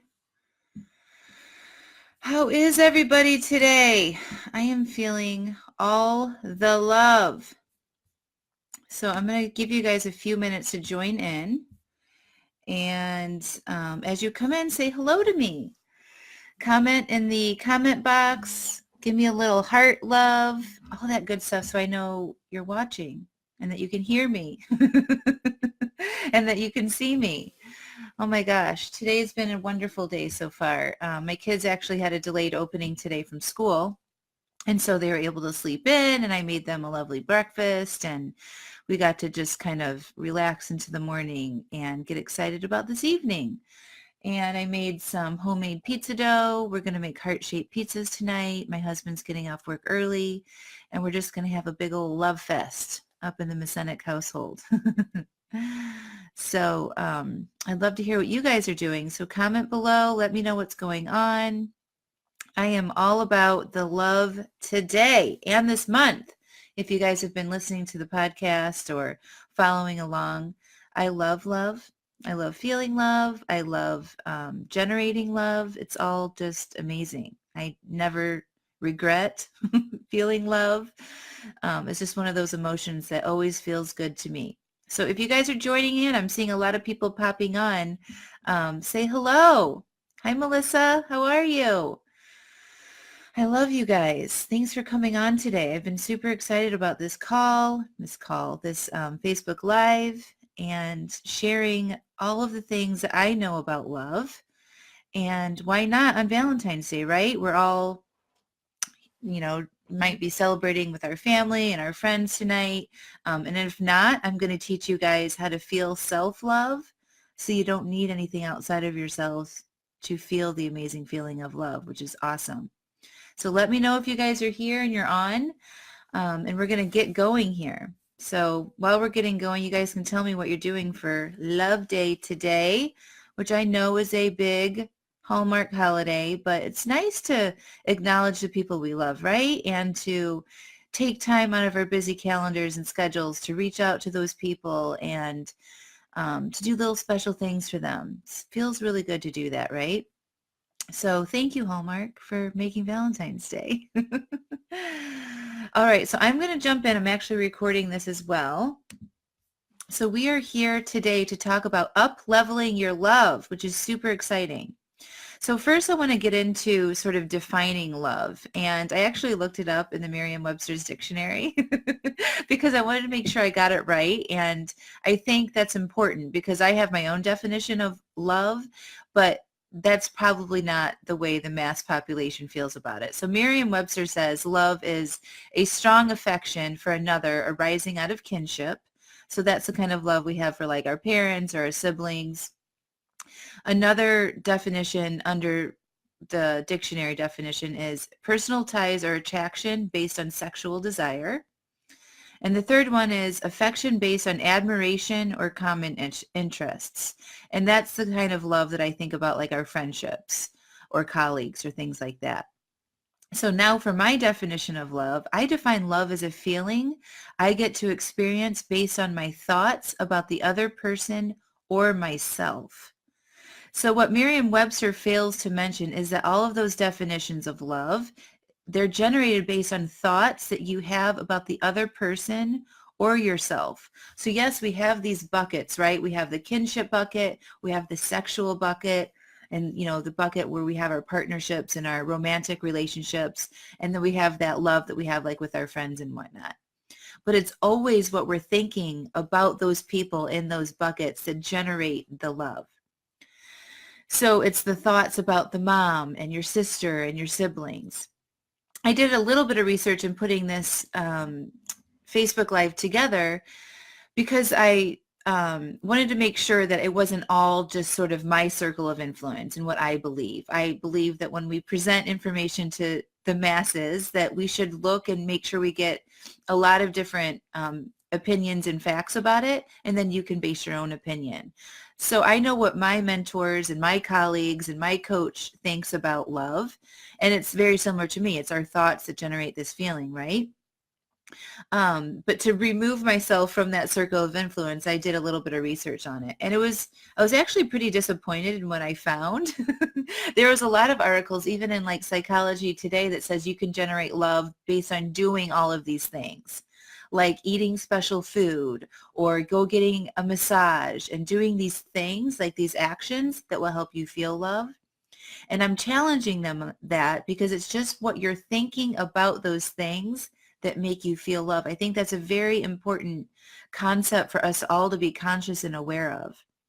One person who is sort of like, a mentor and things that a person that I follow and read a lot about is Louise Hay. She's the author of You Can Heal Your Life, among many other titles. I recommend that you all go up and look her up. She has this amazing thing. If you give your email address, you can download like 400 aspirations that will help you generate love and positive feelings about your life. It's absolutely amazing. But anyway, Louise Hay has this philosophy of practicing affirmations, which is just our thoughts that generate love and increases our well-being. And so I love this affirmation written by her. I am worth loving. There is love all around me. So that's the first part of what I want to teach you guys about is self-love. And now if I asked you all what self-love or self-care is, which can be used interchangeably in my opinion, many of you would think that it's like taking a bath or getting our nails done or getting a massage or something that we do outside of ourselves. And those are just actions like I mentioned before. But let's just say for a second that you guys all believe me when I say our thoughts create our feelings. Just for this class, can you guys all just give me a little heart tap on the screen if you're watching that you believe me when I say our thoughts create our feelings? And just follow along with me with this concept just for this class, okay? All right, cool. So now that we are all in agreement that our thoughts create our feelings, we know our actions can't make us feel love. Self-love is love that we generate for ourselves based on what we think of ourselves, not what we do, right? If we want to experience love, self-love, we first need to be aware of our current thoughts about ourselves. So if you beat yourself up, like you did something wrong, like if you drank too much or you ate too much or you yelled at your kids or you screwed up at work, and you regret those actions. You have a lot of thoughts about what went wrong and what you did wrong. And then you feel shame about them, right? It's good that you are aware of that. And many of us are, because this is how we go about our lives, right? We do something that we don't think we should have, and then we beat ourselves up about it. Awareness to that is the first step. The next step is having more self-love. To having more self-love is deciding consciously that nothing has gone wrong. Okay, you have done everything perfectly, even if it's really hard for you to believe that right now. You're a human being, and that comes with a range of feelings and thoughts and actions, right? Self-love is having your own back. Self-love is being compassionate for yourself during those times of hating yourselves instead of hating yourselves. You can't experience self-love and compassion if you're spending all of your time in regret and shame about your behavior. So if you want to understand what self-love is, when you are in those moments of beating yourself up or regret or shame about things that you've done or what you've thought, you have to just commit to not having those thoughts anymore. And it really is that simple, like just saying, I'm not going to beat myself up about this anymore. I'm a human. I'm supposed to make mistakes, and I haven't done anything wrong. Okay, we aren't children. We don't need to reprimand ourselves. And we know that that doesn't work, right? Because if we've been trying to change our behaviors, such as stopping overeating, stopping over drinking, changing our relationships, all that, and we beat ourselves up about it, it never leads to anything good. Usually it just leads to more of the same behavior, or you hating on the other person, or you drinking at the end of the day because you've hated yourself so much all day long, you can't stand it anymore. Okay? So please stop doing that. Start experiencing more self-love by just being compassionate, knowing that you're just a human being doing the best you can, and nothing has gone wrong because you've done it. Like, you can't change the past, and there's no use beating yourself up and arguing with yourself about it. Okay? So all of those thoughts you have are blocking your love. I really want you guys to pay attention to that. All of the self-hatred and shame and regret you have about your actions and what you think or have done in the past is blocking you to feel good about yourself. Self-love is a feeling that you generate based on the thoughts you have about yourself and what you're doing. If you can change those thoughts, I'm capable, nothing has gone wrong, I know what to do, I can forgive myself, that'll start this process of you starting to love yourself more. And when you love yourself unconditionally and you're nice to yourself, you'll have more compassion and love for other people because you know and understand that we are all perfectly imperfect, right? So that if you can acknowledge that you made a mistake and it's okay, it'll give you more energy to do that for other people. And so you'll give that energy to the world and you'll experience more love. I promise. It's how it's worked. It's like that saying, hate begets hate, love begets love. Okay, it's the same thing. You deserve your own love. You have this endless amount of love in you right now. As long as you can generate thoughts, as long as you can generate sentences in your mind, you can feel love. That's it. It's this endless amount of feeling that you can have inside of your own self. You don't need anything outside of yourself to feel it. It doesn't come from the form of massage or a healthy meal or someone saying they love you for you to get to experience. You generate that feeling based on what you're thinking about you. You promise. It comes from you and it always generates based on what you're thinking about yourself. So first become aware of all the times you're thinking yourself is shitty or you've done something wrong. Commit to not thinking that way anymore. And when you find yourself doing it, just say, we don't do that. It's as simple as that. We don't think that way anymore about ourselves. We have compassion. We have love. I've got my own back. It's all okay. I'm a human. All of those thoughts will help you move towards loving yourself more. All right. Does anybody have any questions about that? Please, you can type in the comment box or you want to call me out on any bullshit, any of that. I'm open to it. One thing that was a big transformational sort of process for me in the past year was deciding and committing that I wasn't going to hate myself anymore. And it wasn't this conscious thought like I'm going to start loving myself at every second I had. It was just saying I wasn't going to hate myself. And no matter what happened, no matter what mistakes I've made, it's all okay. And I should have made those mistakes and I should have done all the things because I can have an opportunity to learn from them and grow from them. And if you can approach it that way, your well-being will just increase overall, and you won't spend so much time in regret and shame. I hope that makes sense. I am missing my water. Oh well, my voice might get a little raspy, but that's okay. The next segment I want to talk about is the love that you guys have for other people. And it goes to the same philosophies. Okay, so many of us hold back our love for other people based on how they have behaved. Like our husbands don't take out the garbage and we hold back and think he doesn't deserve this because he hasn't done this, right? Does that sound familiar? Parents don't show up like we think they should. And I'm not going to go out of my way for them because they didn't do this or this or this, right? You're holding back your love and you're giving your power away when you do this. And guess who that hurts when you do that? You. Because remember, and you guys all agreed to this at the beginning of this class, is that our thoughts create our feelings and not what other people do or say cause us to feel that way. It's just what you're thinking about what they've done or said. I promise you. You are missing out on feeling that love when you think that way. Because if we're still in all in agreement, right? Like you guys agreed to this. It's our thoughts that create our feelings. I'm going to say this a lot so it can really get ingrained into your brain so that when you're faced with yourself thinking this about somebody else's behavior, you can be like, oh, this is what she's talking about. When I think this thought, I feel annoyed. I feel pissy. I feel angry. And it's just your thoughts that are creating that. And when you think down that line of thinking, you are blocking the love that's available. Okay? You can think whatever it is that you want, and if you don't want to have loving thoughts in certain situations, that's totally fine, but own it. Okay? Don't put conditions on the love. Love doesn't have conditions. If he or she would only do X, Y, or Z, right? I would feel more love.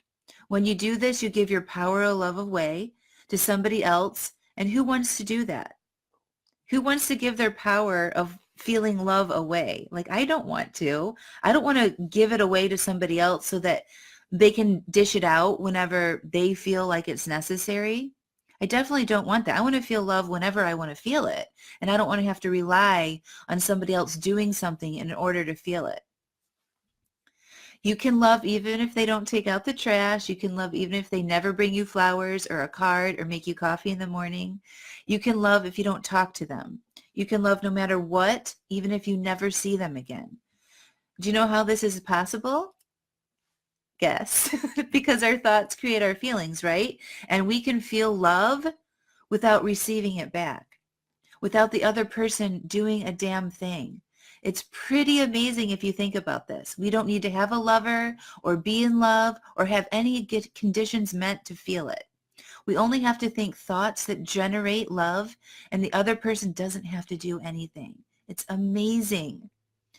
This is already what's happening, by the way. We just don't realize it.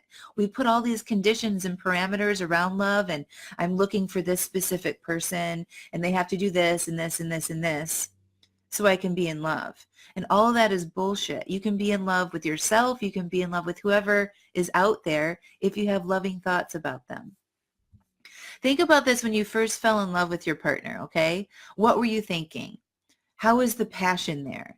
You've been like head over heels in love with them, right?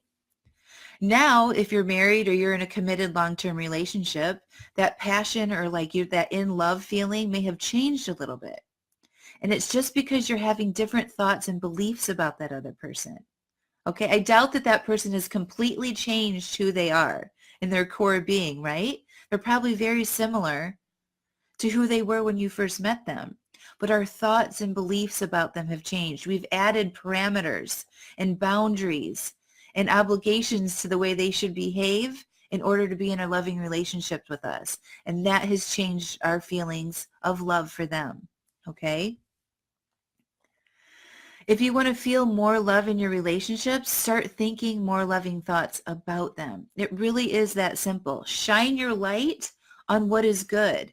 Stop shining your light on what is horrible about them. Stop telling stories about them that are bad. Start telling nice stories. Those stories that you tell create your life, right? The stories are your thoughts and beliefs about the other person.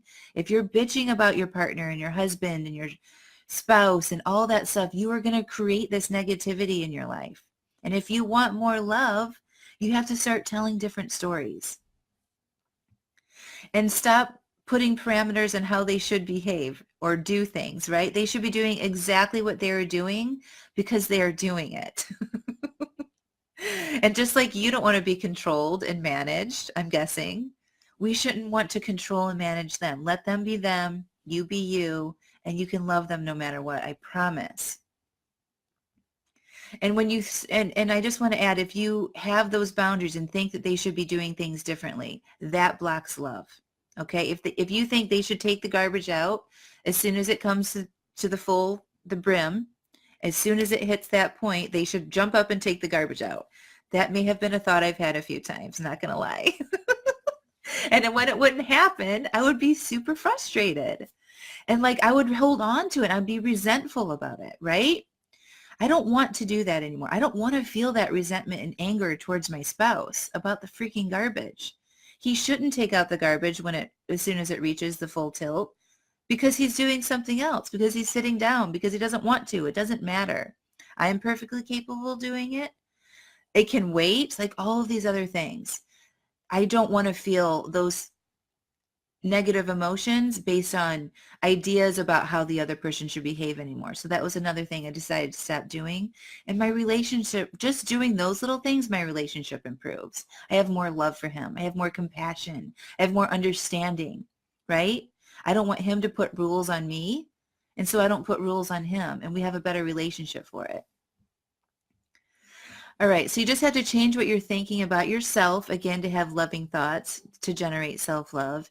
And you have to change what you're thinking about the other person. Stop all the rules, stop all the boundaries, identify what you're currently thinking about the other person, and know that it's just your thoughts about whatever they're doing or acting like is what generates the feeling of love. And you can generate that feeling at any time, at any day, in any moment. It's always available to you. It never ends. It's limitless, and I suggest that you all start getting your thoughts really juicy around today and your love for your friends and your family. Think about somebody that you haven't loved in a long time. Why? Shift that. I have really improved the relationship with my dad and have a much more loving relationship with him because I let all of those parameters and thoughts about how he should behave in our relationship go. I just decide he can be him and I can be me. And I don't want anybody thinking I should run my life in a certain way and do things differently than how I'm doing. So why should I think that way about him? And it has just opened up a whole nother cascade of feeling of love. And we don't even have to talk. I can just think this about him and I feel love. It's amazing. All right. What questions do you guys have for me? What do you think about these ideas about generating love comes from your thoughts? And that you can generate more love for yourself just based on what you're thinking about yourself. And you can generate more love for your relationships based on what you're thinking. It's all amazing and nothing has to change. That's the beauty of it. Like you don't need anything to change outside for you to have better loving relationships with yourself or with other people. So I'm just going to share with you sort of my thoughts about my husband and in terms of today. I mean, there could be a million different ways I describe you to him, but I'm going to describe to you what I want to think about him right now. So he's amazing. He surprised me with this giant card next to my second love, which is coffee. He's coming home from work early to spend Valentine's Day with his family. He wrote each of my kids an individual Valentine for their lunch boxes, which he packed last night, by the way. He packs their lunches every night. He is committed and smart and open and willing to do whatever crazy thing I have in mind. And when I think all of these thoughts about him, my heart explodes with love for him. But if I were to like shift my light and think about all the negative things, I would feel negative. I know that you guys can kind of relate to this. So suggest that you open yourself up and think about all the loving things that your partner or spouse or family member does, or coworker, colleague, kids. think about all the love. Think about all the special things. Think about the way they are special for you, and you'll feel the love. I promise. Now go love yourself. Love your people. I'm here if you guys have any questions for a couple more minutes. Let me know what you're thinking. Hi, Anya. Oh my gosh. Love all the way from Austria. Thank you so much for coming. Love you. Anya and I went to coach training together, and we've been very connected over WhatsApp chat, and we talk all the time about these sort of concepts, and we geek out with each other. And I love you so much. All right, you guys. Another thing I wanted to tell you, if you want help in up-leveling your relationship or learning how to self-love yourself better so that you don't overdrink and overeat and you don't need to rely on things outside of yourself to feel good, I've got you. Schedule your 30-minute consultation with me. There's no obligations. It's absolutely free. I'm going to put the link to do that in the comments box right here. You guys should get on that and schedule it with me. Okay, I promise that your mind will be blown and you will think about things differently and approach your life in a new way. I love you. Go love your people. I'll talk to you guys soon. Bye.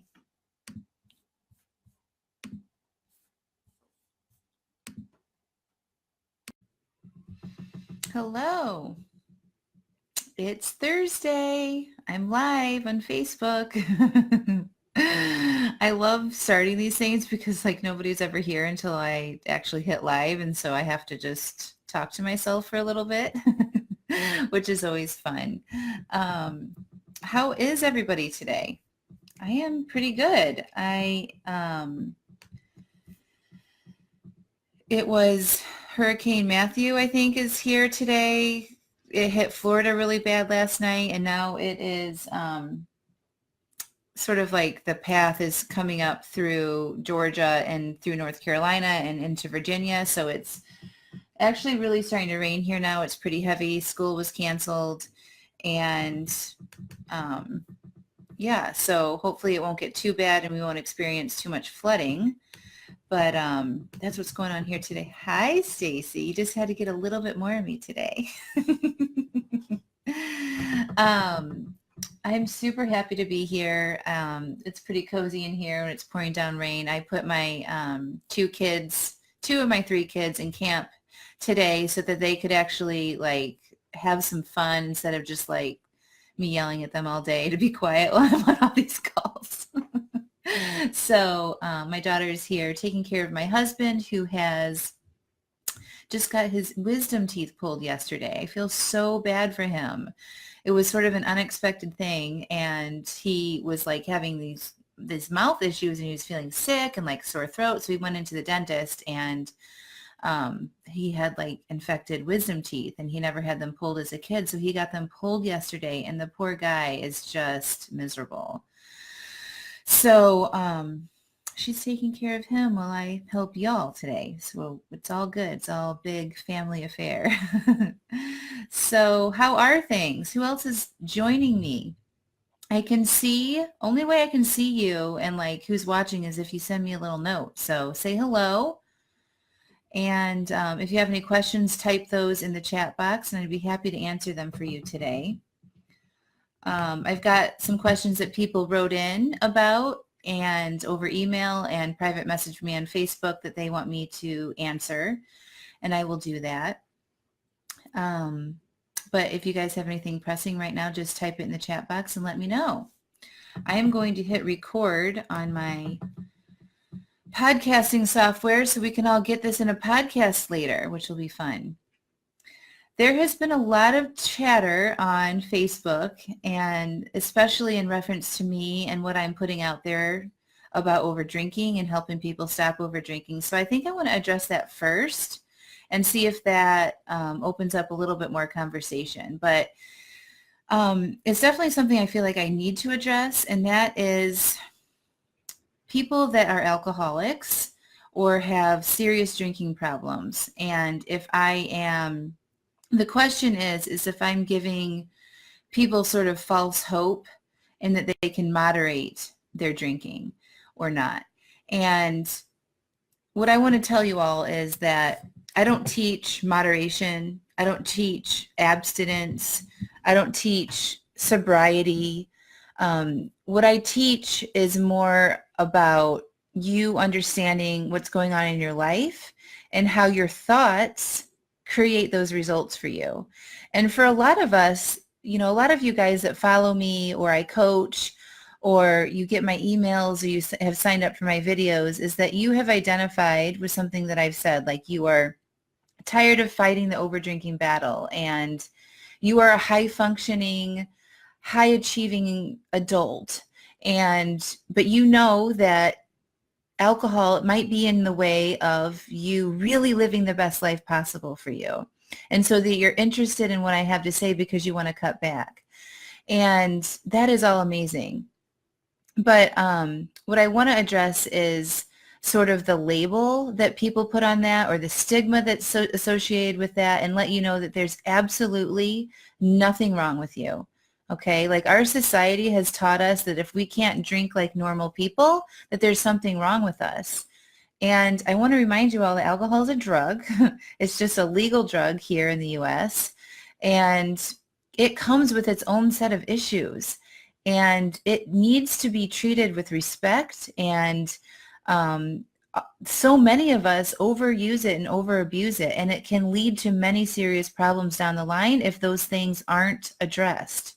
And we're not getting aware of like how we're using alcohol in our lives to not feel things or to try to feel a certain way or to solve problems that we have. So where I come in is I help you look at your life and I help you look at your thoughts that you're having.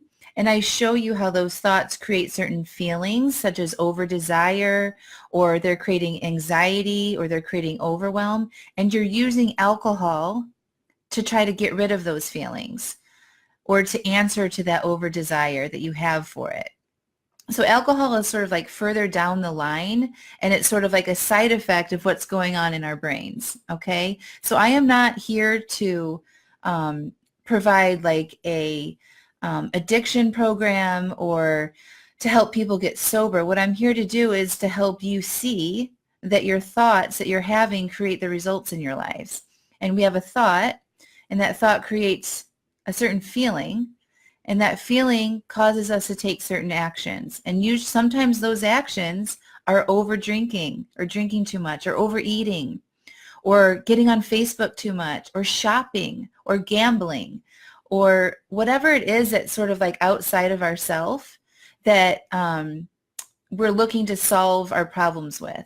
So alcohol is part of the problem, but most of the problems come from how we are thinking in our brains in response to a certain situation, okay?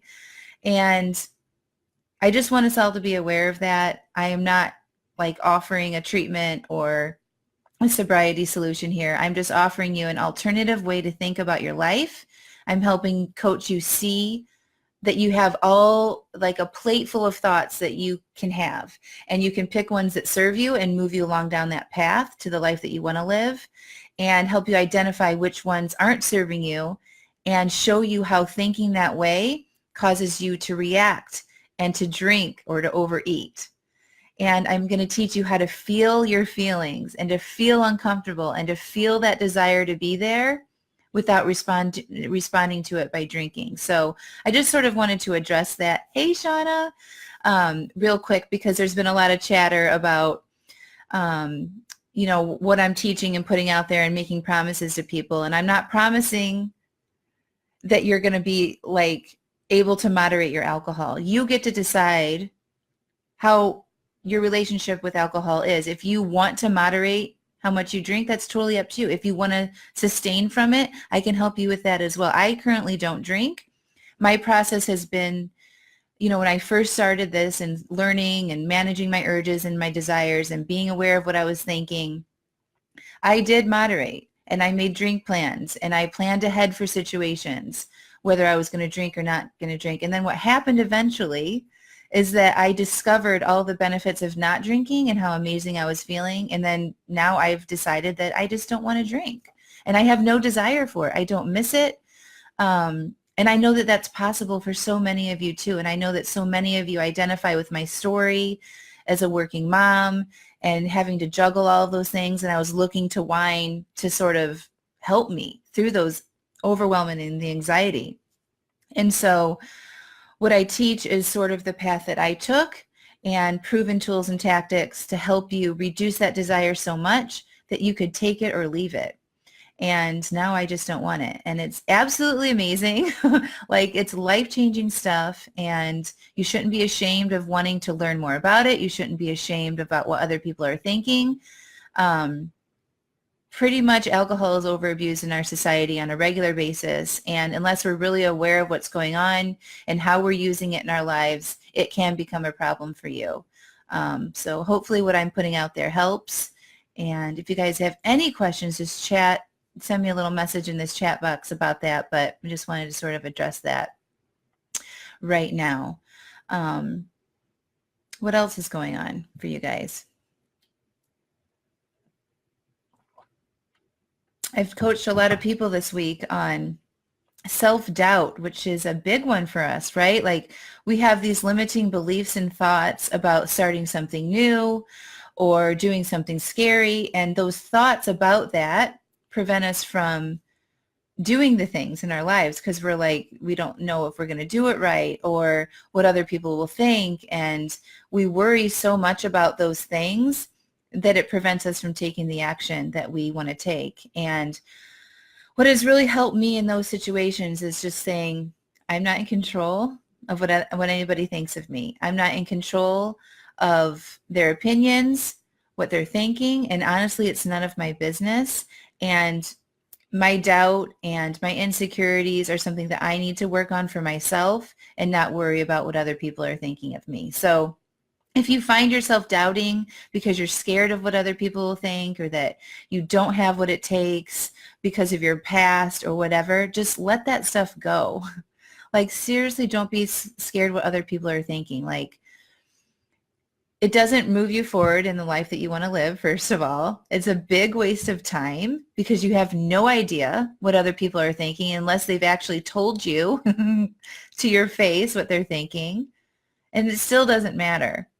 You need to follow your own path and your own purpose and your own dreams because you have your life to live, and it shouldn't be about what anybody else thinks. You have something special to offer to the world.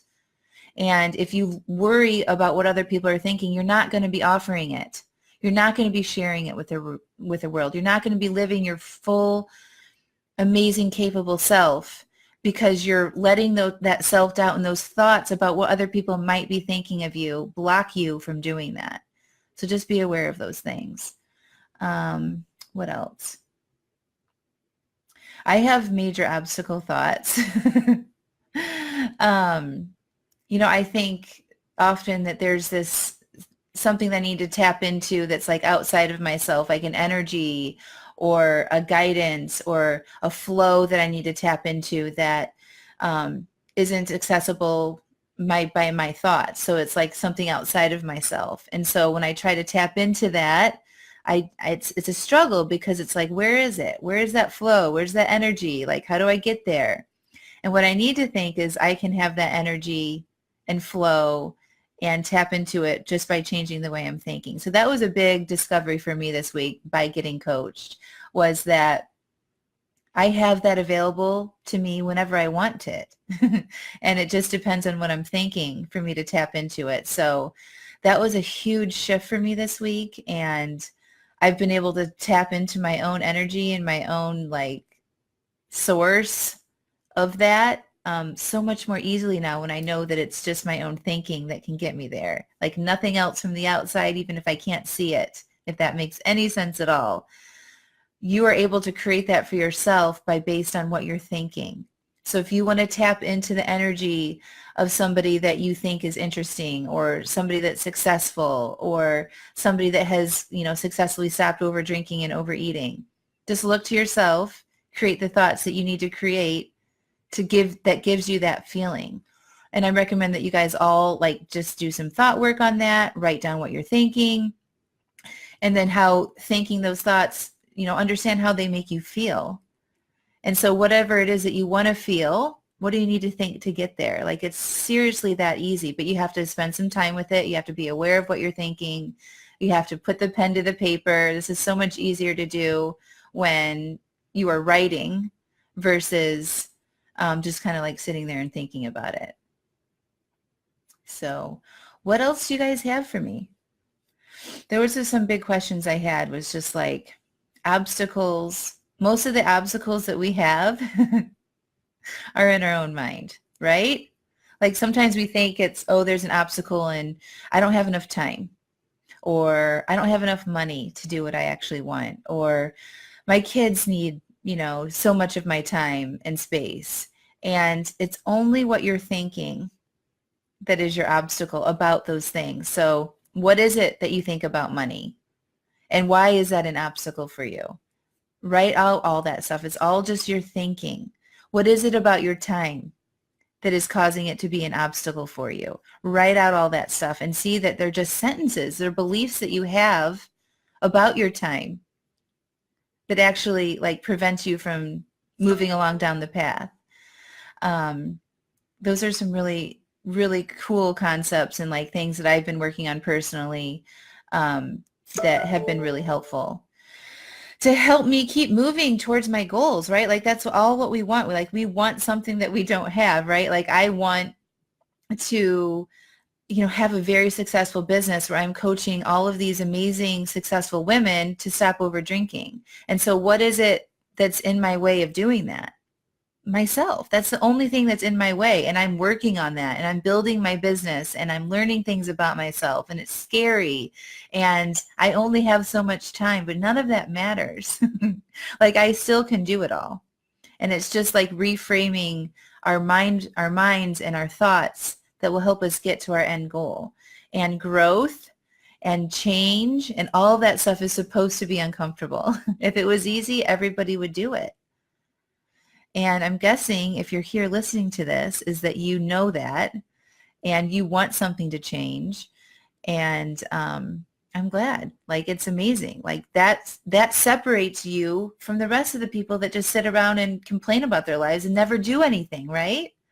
Like you have to be willing to feel uncomfortable. You have to be willing to feel it. And you have to be willing to fail. All of that stuff is part of the process. So the more that you can sort of like wrap your hands around it and accept it and be like, I'm going all in, this is going to be hard, I'm going to fail, the better, like the more successful you'll be if you're not afraid of doing those things, if you're not afraid of feeling disappointment and like you're missing something or it's hard or it's painful or you're feeling shameful or you're embarrassed, like all that stuff. Like we should be feeling all those things if we're wanting to grow. So you're not doing anything wrong. What else is going on? Trying to think of what's coming up for me that could be an obstacle. I'm traveling next week. I'm going to be gone for 10 days. And when I planned this trip, I didn't have regular coaching clients. And now that I do, I'll be working on the road, which I'm super excited about because it's just more evidence that I can travel and create the life that I want because I created it. I can make my own rules, which is like one of the best things ever. It's be a little bit of a different experience. It's a fun trip, but I'm going to be working during it, which is also amazing. We've got my daughter's birthday party this weekend. Have a bunch of little 8 and 9-year-old girls here all dressed up for Halloween. It's a costume party for my daughter's 9th birthday. Yeah, just normal life stuff. It's all amazing. So what do you guys have for me? What other questions can I help answer? We talked about my offerings to the world as far as, alcoholism and sobriety, and what I'm offering you is not a program to like say you're sober or a program to help you moderate your alcohol. It's a program that will help you get aware of your thinking, that will change your relationship with alcohol because you're going to realize and learn how to manage your feelings and your emotions, and you're going to get aware of the thoughts in your head. And then by default, when we become really comfortable and good at that, you're not going to need to drink to solve your problems. And so your desire for drinking will eventually go down. And you'll be able to create things that you want to create. You'll be able to feel what you want to feel. You'll be healthy. You'll be able to take on more. Your anxiety and overwhelm will reduce. You talked about, self-doubt and not worrying about what other people think. I actually am having a masterclass tomorrow. It's called How to Stop Over Drinking. And I'm going to be sharing my entire way that I stopped over drinking and giving you real tools that you can use and apply on a regular basis that will help you reduce that desire to drink and help you manage your emotions and make a plan and hopefully get you on the path to stopping over drinking. And that's tomorrow at 1:30 p.m. Eastern Standard Time. There's a link here in the Facebook Live that you can register for that class, and then you'll get the link to log in tomorrow at 1:30. And if you can't attend live, there'll be a recording afterwards, so you should still register for it if you're interested in it. That's about all I have for you guys today, unless you guys have any other questions. I am here for you. I know a lot of you that don't want to engage online in Facebook publicly, and that's why some of you send me, offline messages that I can help address. But please, if you have any questions, just send them to me. Other people are wondering them too, and then I can answer them here so that everybody can benefit. And I think it's a lovely way to engage with people that are interested in changing their relationship with alcohol, so that they can truly live the life that they are meant to live. And that's what I'm here to help you do. So I love you guys. Have a fabulous rest of your week. Stay dry if you're here in North Carolina or Georgia or Florida. And I love you. Talk to you later. Bye.